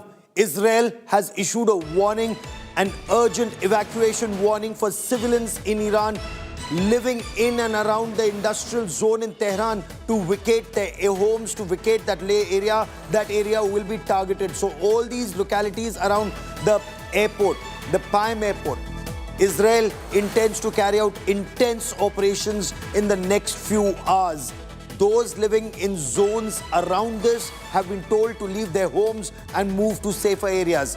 Major buildings linked to Iran government are already being targeted. Reports indicate that a structure that was used by the Assembly of Experts, the body responsible for selecting Iran's supreme leader, that building has been targeted. There's been another attack in Qum in the south of Tehran. Israel says it's dropped more than 1,500 bombs across 700 targets inside Iran since the operations began. Iranian authorities are reporting 787 Iranians dead. More than 1,000 attacks recorded in more than 500 sites that have been hit. This is information that's coming in from Iran. Meanwhile, Prime Minister Narendra Modi, he's reached out to key Gulf leaders amidst this escalating crisis in West Asia. Prime Minister Narendra Modi spoke to the Sultan of Oman, Haytham bin Tariq, the Crown Prince of Kuwait, Sheikh Sabah Al Khalid Al Sabah, and the Emir of Qatar, Sheikh Tamim bin Hamad Al Thani. And the Prime Minister took to social media to give out details. He said had a productive telephone conversation with the Crown Prince of Kuwait, His Highness Sheikh Sabah Al Khalid Al Hamad Al Mubarak Al Sabah. India condemns the violation of Kuwait's sovereignty and territorial integrity and stands with its people in this difficult hour. In a separate post, he said he spoke with His Majesty Sultan Haytham bin Tariq and exchanged views on recent developments in West Asia and condemned the violation of Oman's sovereignty and territorial integrity. He said, we agreed that sustained diplomatic engagement is essential for earliest restoration of regional peace and stability. Deeply appreciated Oman's continued support to the Indian community. And finally, he wrote, spoke with my brother, His Highness Sheikh Tamim bin Hamad Al Thani, the Emir of Qatar. We stand firmly in solidarity with Qatar and strongly condemn any violation of its sovereignty and territorial integrity. We emphasize the urgent need to restore peace and stability in the region through dialogue and diplomacy. I also conveyed my appreciation for his continued support and care for the Indian community in Qatar during this challenging time.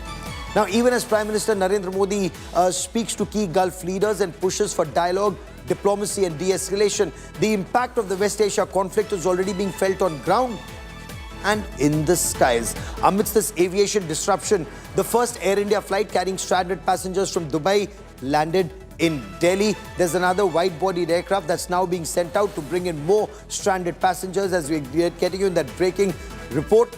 But I get you more in this report.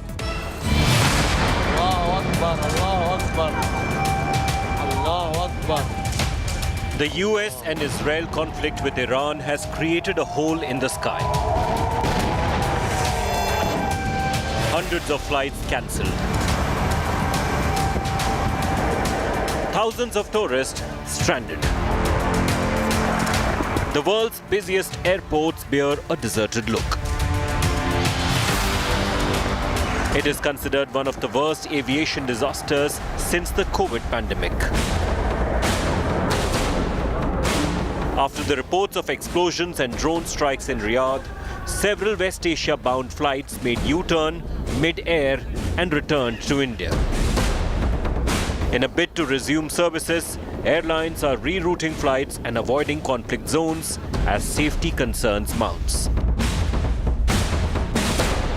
Air India has suspended its operations for UAE, Qatar, Israel, Iran and several of other destinations today, and this suspension of flight operations could further increase because of the airspace restrictions and the war escalations that's happening. But on the other side, you're also getting pictures from Delhi's IGI airport where the families traveling to UK, Canada, Cyprus are saying that they are waiting out here for past 4-5 hours, and the flight has been delayed by 8 hours. 28 को हमारा वापसी था, लेकिन हम लोग अभी आए, अभी हम लोग का 4 दिन से हम लोग वहाँ रुके हुए थे. रियली एयर इंडिया को बहुत ही मैं ग्रेटफुल हूँ कि उन लोगों ने इतना अच्छा हम लोग को सपोर्ट किया और जैसे तैसे हम लोग को लेके आए वहाँ से. I didn't receive any notification till yet, so now I have to go back because I didn't receive any notification, anything. Amid the missile alerts across UAE, the West Asian nation has authorized a small number of evacuation and repatriation flights from Dubai and Abu Dhabi. After the mild breather, Air India safely brought back 149 passengers from Dubai.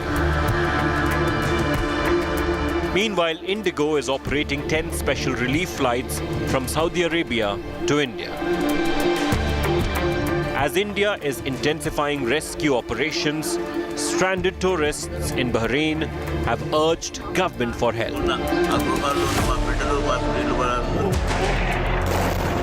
The conflict between US, Israel and Iran has grounded an entire region. Families of Indians wait with bated breath for their loved ones to return. As the mild respite offers hope, but the crisis seems to be far from over. With Amit Bharadwaj, Bureau Report, India Today.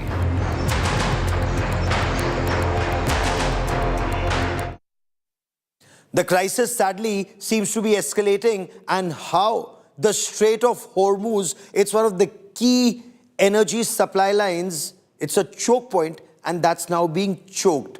Tankers have been damaged, nearly 150 ships are stranded. The crude market is on the edge, and Iran says this market will remain closed. The strait remains closed. Details coming up. Stay with us.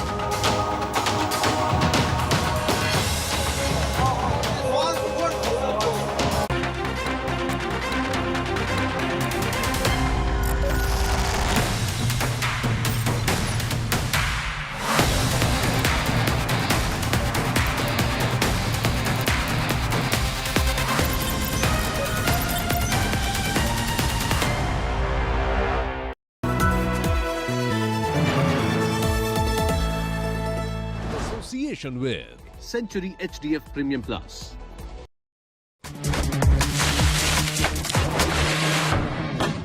अरे tension किस बात की? Century प्रोवुड का premium plus है ना, low emission है, high density है, water resistant भी, टर्माइट एंड बोरो रेजिस्टेंट भी है। यानी ये है जहां नो टेंशन वहां। Premium plus by Century प्रोवुड।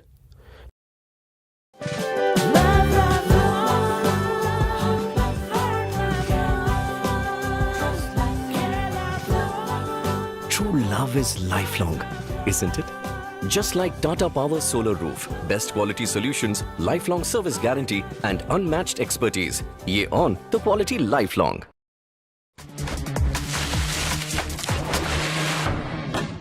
अरे टेंशन किस बात की? सेंचुरी प्रोवुड का प्रीमियम प्लस है ना, लो एमिशन है, हाई डेंसिटी है, वाटर रेजिस्टेंट भी, टर्माइट एंड बोरो रेजिस्टेंट भी है। यानी ये है जहां नो टेंशन वहां। Premium plus by Century Prowood. Introducing Motorola Signature. Don't blend in, stand out. Hi, here are the top headlines. Presented by Motorola. US-Iran war disrupts Middle East flight services. Over 13,000 flights cancelled. BJP releases Rajya Sabha candidates list. Nitin Nabeen gets ticket from Bihar. 15-member Lok Sabha Privileges Committee formed. Ravi Shankar Prasad appointed chairman.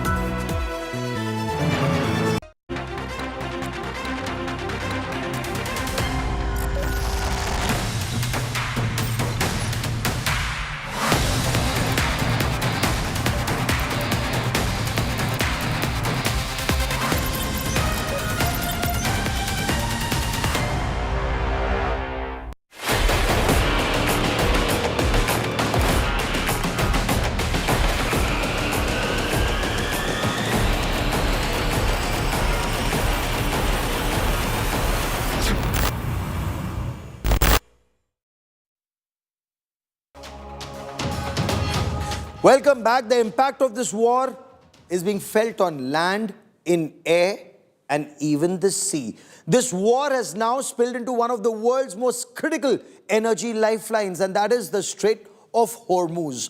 Iran has said the strait is effectively closed. It's warned any vessel attempting to pass through could well be set on fire. So the United States may claim that the Strait of Hormuz is open.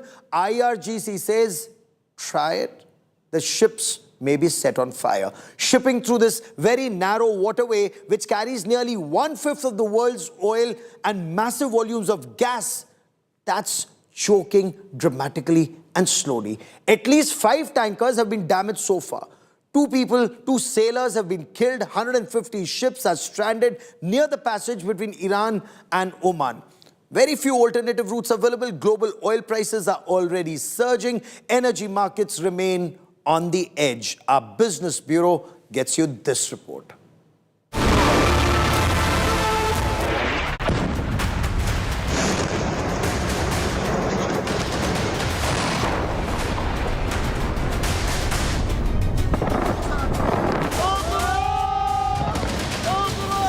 The Strait of Hormuz, the short stretch of water between Iran and Oman, is barely 33 kilometers wide at its narrowest point. But block it and the world economy trembles. The escalating conflict between the United States, Israel combined, and Iran has now impacted the Strait of Hormuz. Iranian commanders have declared the strait closed, warning that any vessel attempting to pass through would be set ablaze. At least 5 tankers have been damaged. 2 crew members are dead. Around 150 ships are stranded. The Strait of Hormuz is not just another shipping lane. It carries nearly 1/5 of the world's seaborne crude oil, 1/5 of global LNG supplies. And here is where it hits home. With tanker movement suspended, nearly half of India's crude imports are directly exposed. 50% of India's oil imports are through the Strait of Hormuz, and the country is dependent on imports for over 88% of its oil needs. Refiners currently hold over 10 days of inventory, and strategic reserves can be tapped. But a prolonged closure would significantly tighten global supply. Every $1 rise in crude adds nearly $2 billion annually to India's import bill. And prices could surge sharply if the blockade persists for a long period of time. India could explore other sources for its oils, but imports from Russia could face US sanctions. Sourcing from the US and other regions is possible, but at higher freight, insurance, and procurement cost. A sustained closure could push crude towards $100 per barrel, raising inflation risk, widening the current account deficit, and putting pressure on the rupee. The closure is just not another crude oil. LPG and LNG are even more vulnerable. India imports 80 to 85% of its LPG needs, largely from Gulf suppliers, almost entirely via Hormuz. Around 60% of LNG imports also pass through the strait. Unlike crude, India does not maintain large strategic reserves for LPG or LNG, and spot cargo availability is limited. If the closure continues, cooking gas supplies and gas-based industries could face sharper price pressure. This isn't just a West Asia war story. It's a cost of living story for Indian households. It's a business disruption story. It's an inflation story. If the Gulf burns longer, India will feel the heat at the fuel pump, in the kitchen, and across the economy. Bureau Report, India Today.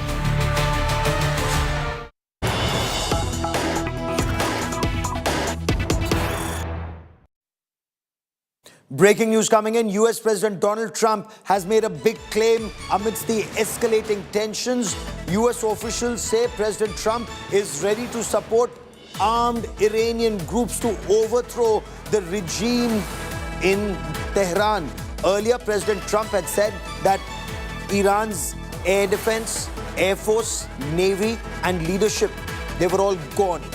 He said what remains of the regime wants to talk, but he said it's too late for talks. Just a short while back, Israeli forces targeted the Assembly of Experts in Iran, and this was the assembly, or this is the group that's been tasked to choose the next leader in Iran. Donald Trump had earlier said that the military campaign against Iran could last 4 to 5 weeks, but now he's saying people from within, America and Israel, if that initially war game, that the moment Ayatollah Ali Khamenei, the supreme leader, is decapitated, people will rush to the streets and they would overthrow the regime. That hasn't happened.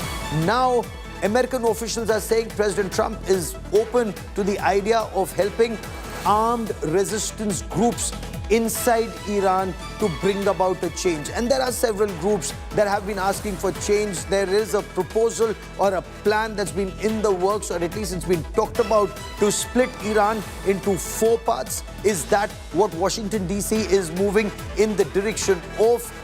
Right now, Washington DC says its main efforts are to destroy Iran's nuclear capabilities, their missile capabilities, their missile firing abilities, also their navy and their armed forces. Destruction, devastation, death. This is how the first 72 hours of West Asia crisis has unfolded. The war between United States, Israel on one side and Iran on the other. From missile depots to naval bases, from nuclear facilities to luxury skylines, relentless strikes and counter-strikes have set the region on fire. India today has mapped key targets hit in just 3 days. From Tabriz, Tehran to Natanz to Erbil. From Al Udeid base to even Dubai and Abu Dhabi. Oil tankers are struck, strategic air bases have been hit, fighter jets have been lost. The war is barely in its 4th day. Destruction, devastation, death. That is how the first 3 days of the West Asia war between the United States-Israel alliance and Iran can be defined.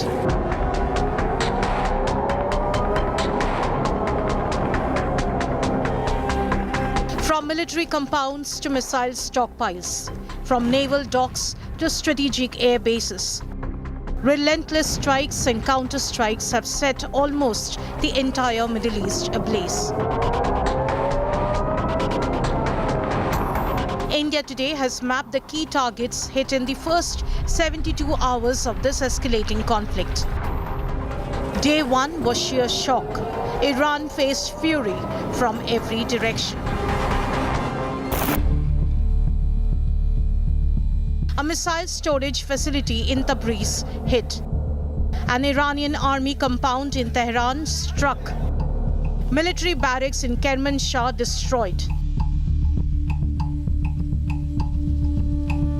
The nuclear facility in Natanz nuclear facility targeted. A naval base in Bandar Abbas attacked. And the strategic port of Konarak Port bombed. All within hours. Day 2 marked Iran's counteroffensive. And this time, even so-called friendly Arab nations were not spared. The Erbil air base in Erbil attacked. The Ali Al Salem air base in Kuwait City struck. Naval facilities in Bahrain targeted. The Al Udeid air base in Qatar attacked. Air assets in the United Arab Emirates hit. Not even Dubai was untouched. Palm Jumeirah, home to the global elite, came under attack.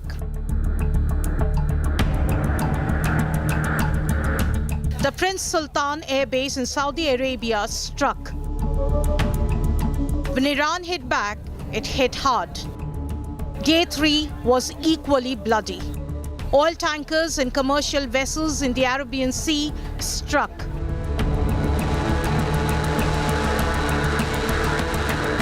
And in a major escalation, 3 US F-15 Eagle fighter jets were shot down. Even as Washington insists the losses were accidental.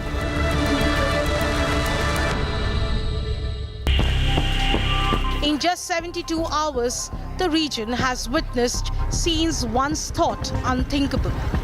And the worst fear? This may only be the beginning. With inputs from India Today OSINT, Bureau Report, India Today.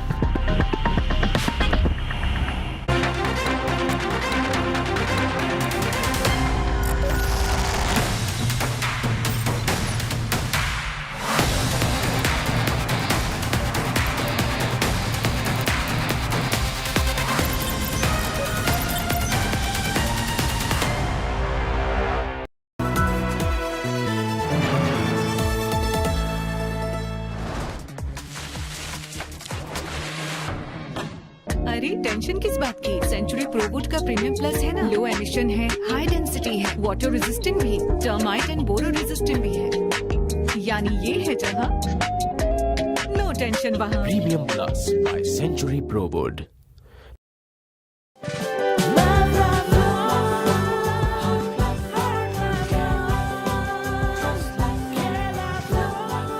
True love is lifelong, isn't it?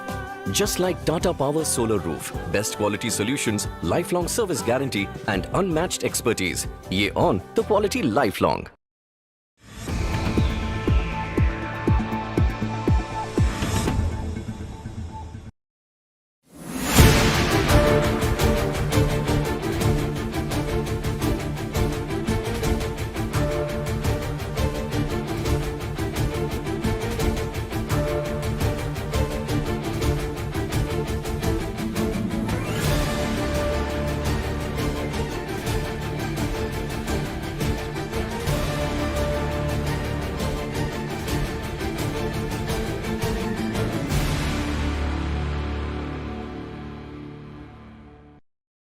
Hi, I'm Sana. Here's your weather update. Delhi maximum 35 and minimum 15 degrees. Mumbai maximum 29 and minimum 24 degrees. Kolkata maximum 35 and minimum 20 degrees. Bengaluru maximum 32 and minimum 21 degrees. Chennai maximum 29 and minimum 23 degrees. Hyderabad maximum 35 and minimum 21 degrees.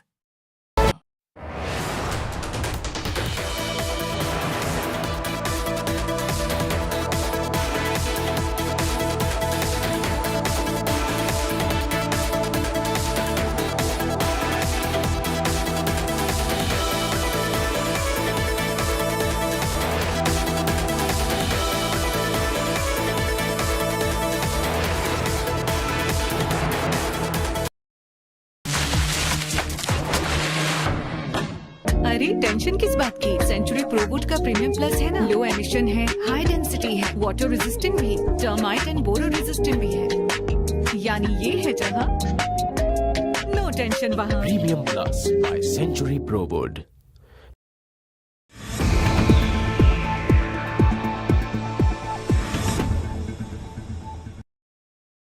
Iran में किस तरह की हुकूमत हो वो Iran के लोगों ने तय करना है। बाहर से ताकत का इस्तेमाल और ताकत का मुजाहिरा करके बमबारी करके हुकूमतें बदलना किसी भी अंतर्राष्ट्रीय कानून इस बात की इजाजत नहीं देती। और जिस तरह बेरहमी से पहले तो ईरान के जो सुप्रीम लीडर हैं उनकी हत्या की गई, उसके साथ साथ उनके परिवार के लोगों को मारा गया। मुझे बताइए ना, किस कानून ने अमेरिका या इजराइल को इस चीज की इजाजत दी? जम्मू कश्मीर में अपने लोगों से मैं गुजारिश और अपील करता हूं कि मेहरबानी करके हालात को बिगड़ने ना दें।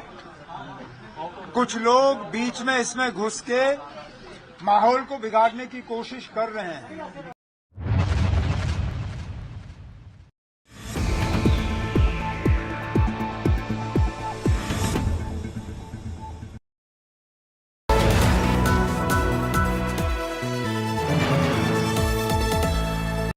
Presented by JK Smart Tires. Save fuel, stay safe. Co-presented by the all-new Kia Seltos. Badass forever. Powered by NSE. Enabling a billion dreams. Powered by Greenply. हर जरूरत का reply. Co-powered by Generali Central Life Insurance. Your lifetime partner.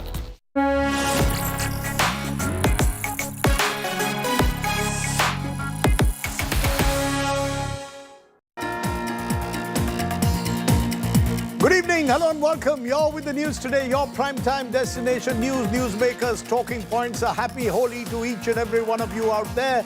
But first, I want to tell you what's our big talking point this Tuesday night. Donald Trump has just shifted the war goalposts again. Now says he's ready to support armed groups in Iran to topple the government. Is he daydreaming or does he have a plan? Among my special guests is the noted news presenter Mehdi Hassan, joins me from Washington. I'll also look at what role should India now be really playing, particularly with oil prices rising. Syed Akbaruddin, who's tracked the area for years, will join me. Special guests as always, but first, let's bring you the top 10 developments on that escalating war in West Asia. The death toll in Iran from the ongoing conflict with the United States and Israel has risen to over 780. Iranian agencies claim the country has faced more than 1,000 strikes with over 500 sites hit since the war began on 28 February. With Iran attacking US-linked sites across the Gulf region, the US decides to shut its embassies in Saudi Arabia, Kuwait, Bahrain, Jordan. Non-emergency personnel in these embassies are ordered to leave immediately. A top Iranian official has said that Tehran is ready to hold negotiations with the US and Israel with dignity. Earlier, President Trump claimed that Tehran requested talks after their leadership and command structure was hit, but claimed it was too late. With Iran shutting down the strategic Straits of Hormuz, government sources say India currently has crude oil and petroleum product stocks sufficient for 50 days. The government, however, exploring alternative suppliers to meet the demand. A day after Tehran claimed its nuclear facility had been struck, global watchdog IAEA confirms that Iran's Natanz nuclear enrichment site sustained some damage, but any radiation leak is ruled out for now. Iran holds a funeral procession for victims of the strike on the girls' school in Minab. Thousands of Iranians attend the funeral procession for over 160 Iranian schoolgirls killed in the US-Israel strikes on Saturday. Israel rules out sending boots on the ground into Iran, but its forces have crossed into Lebanese territory in operations against the Hezbollah, which has aligned with Iran and fired missiles towards Israel. President Trump intensifies his criticism of UK Prime Minister Keir Starmer for refusing to allow the use of British bases for strikes and for voicing concerns over Washington's actions.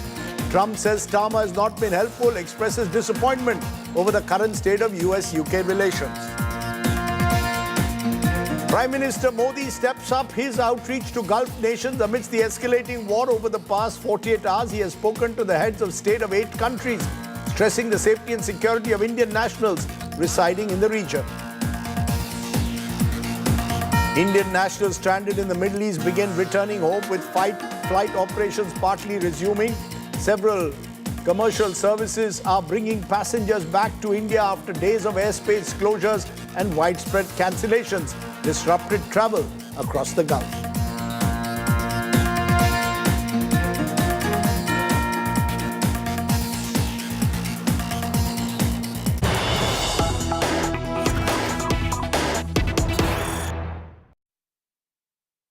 But the big story that's breaking at the moment, US officials now saying that Donald Trump is ready to support armed Iranian groups to overthrow the government in the Republic. A short while ago, Israeli forces have targeted Iran's assembly of experts who were tasked to choose the next leader of Iran, leading to possibility of more deaths in the high-ranking members of the regime in Iran. The Israeli army also conducting a fresh wave of strikes in Tehran, Qom and Isfahan, targeting ballistic missile manufacturing sites as well. So clearly America not letting up and carrying on the escalation, with Israel really in a frontal role at the moment. So a US official claiming that Trump is open to supporting armed groups. This is another change in goalposts by the US president. Only yesterday he said that he was not interested in regime change, was not the goal. He wanted Israel to end, wanted Iran to end its nuclear enrichment program. I want to go to guests who are joining me at this moment from the ground. Mayan Hoffman, journalist from Tel Aviv, is with us. I want to come to you, Mayan, for a moment. What are you picking up at the moment? Has it been a relatively calm day in Israel? Yesterday we saw a series of missiles and drones directed at different parts of your country. Yes, it's been much calmer today than yesterday, although there have been certainly some sirens that took place later, kind of mid-afternoon today. Most of the action has actually been up north, Hezbollah rockets and drones being fired into northern Israel, where Israel is obviously also operating against Hezbollah in Lebanon. The most exciting attacks have gone the other direction, Israel operating in Iran. We saw the target of 88 people coming together, the municipal votes to vote for the new supreme leader, and of course, Israel managed to take them all out at the same time. That's been a moment of celebration here in Israel. But by and large, yeah, it's been a bit of a quieter Purim holiday than we expected. So you're saying that Israel believes it has taken out all the Iranian leaders who had gathered to elect a successor to Khamenei. Is that what you're saying? Is that what Israeli sources are confirming, that their attacks have targeted that assembly that had gathered to elect a successor to Khamenei, and that they've been taken out? Well, they haven't been able to confirm that all 88 have been taken out, but they've certainly been able to confirm that there was a direct strike on the building, and they assume that the majority, of course, have been, if not all of them, and that they were able to stop the vote today with Israeli intelligence and Israeli strikes. Okay. Mayan Hoffman, thanks very much for joining me from there with that important piece of news. Meanwhile, Professor Zamir Abbas Jafri, the Al-Mustafa International University in Qom, is joining me. I appreciate you joining us. You are in Qom, sir, which is the very place where that assembly was being held of senior Iranian clerics and members of the assembly to elect a new leader. The Israelis are claiming that they've targeted that area around the assembly a short while ago. What are you picking up in Qom itself? Have there been strikes in and around where you are, sir? Thank you very much, Mr. Sardesai, for having me on the show. And yes, where I'm located, approximately, say around 1 kilometer approximately in that range, the attack took place. I'm very surprised that we live in a world where people come on the show and they say that we have hit and killed people illegally, and with so much disdain that they have so clean face, and they're able to say that completely illegal criminal attack. I mean, you can't expect anything else. The first parliament of Iran after 1979, when the Islamic Revolution came about, the first parliament was bombed through terrorist attack by United States. So they have this history of killing people. They have only two ways. Either we'll kill you or you submit to us. We have the third way. We'll never submit to a tyrant. That is what the message of Iran is, and that is what the message of Imam Hussein was. Can I understand from you, Professor, what you have been seeing around you in Qom? Are people now all restricted to their homes in bunkers? Because the United States is threatening, they've just threatened parts of Tehran and Isfahan, asking civilians to hide in safer places. Is there a fear factor of these bombs being dropped by the Israelis? Mr. Sardesai, I'm glad that you asked this because there are two ways. We are Shia Muslims. We never fear death. We love death. We love Imam Hussein. Imam Hussein taught us whenever a tyrant comes in front of you, and he asks you to bend down, you'd rather die on your feet rather than bend to a tyrant. So when I was driving here, I was driving towards my home and came back because of the show to this media center. The life was normal all around. And what is very surprising is in Iran, after Iftar, which is Mahr Ramazan is going on, people gather in different roundabouts all over Iran. And in Qum, there are more than 50 locations where people gather on the streets in thousands and they do matam and they do sinazani. And they say, we are the lovers of Imam Hussein. You want to kill us? Yes. So there is a tyrant who's sitting there in Washington and Tel Aviv, and they want to scare you, and they think that they can scare you, and they think we fear death. No, we don't fear death. So if they want to be the tyrant and the aggressor, and they want to kill people illegally, criminally, they will pay the price finally. Because they're the most hated people in this world right now. That is for sure. Okay. Professor Jaffrey, for joining me there with your very strong words. Stay safe. And I thank you very much for joining us even at this difficult time. Now, the killing of Ayatollah Ali Khamenei over the weekend was projected by the United States-Israel alliance as a decisive strike. What it has done, though, is triggered even more confusion over America's real objectives. The Trump administration, particularly the president, is shifting goalposts all the time. Once speaking about regime change, then about nuclear missiles, now speaking about militias and nuclear weapons. Does Donald Trump really have a plan in mind, or is he simply walking into this war with Netanyahu taking the frontal role? Take a look at today's top story. The killing of Ayatollah Ali Khamenei in normal circumstances would be seen as a victory for an American president. But nothing about the killing was normal. The attacks took place without any legal backing, in the middle of negotiations that were being seen as a success. And now, President Donald Trump is having a tough time selling a war to the people of America who are wary of wars in distant lands. First of all, what is the objective? On Sunday, it was regime change. Iranian military, police, to lay down your arms and receive full immunity or face certain death. It will be certain death. Won't be pretty. I call upon all Iranian patriots who yearn for freedom to seize this moment, to be brave, be bold, be heroic, and take back your country. America is with you. On Monday, Trump shifted the goalpost. Our objectives are clear. First, we're destroying Iran's missile capabilities, and you see that happening on an hourly basis, and their capacity to produce brand new ones, and pretty good ones they make.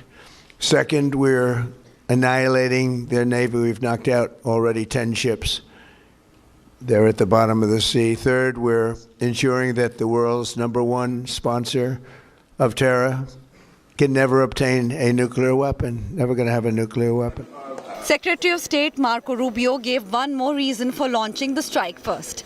We knew that there was going to be an Israeli action. We knew that that would precipitate an attack against American forces. And we knew that if we didn't preemptively go after them before they launched those attacks, we would suffer higher casualties and perhaps even higher those killed. And then we would all be here answering questions about why we knew that and didn't act.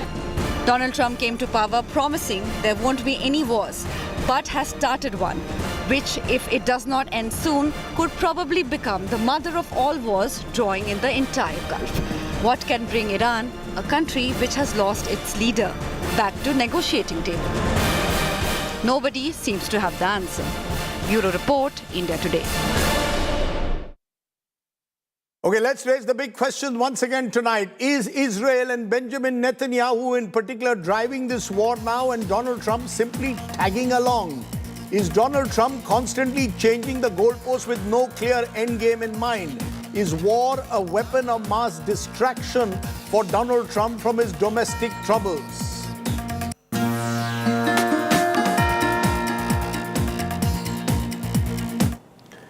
And joining me now from Washington, D.C. is a special guest joined by Mehdi Hassan, Editor-in-Chief and CEO of Zetio News, one of the world's leading opinion makers, sharp opinions as always. Mehdi, appreciate you joining us. You're joining us on a day when we are hearing news of unprecedented attacks once again on Tehran, possibility of a building where the assembly to elect a successor to Ali Khamenei were meeting. How do you see this? Israel and the United States now relentless in their attacks. Do you really believe Iran can hold out? It is a big question of our time. We are in a very, very dangerous moment for the world, for the region. We're all affected by this, a massive escalation in the Middle East, a completely unnecessary, unprovoked war, a war of aggression against Iran, whatever your views of Iran. And people can be very critical, as I am, of Iran's government, of its human rights record, whatever you want to be critical of, its nuclear program. This was a war of aggression, a war of choice launched by the United States and Israel. They've all but admitted it. Their rationales keep shifting by the day as to why they're bombing Iran. We're talking, Rajdeep, on a day where Donald Trump says, well, it's too late to talk.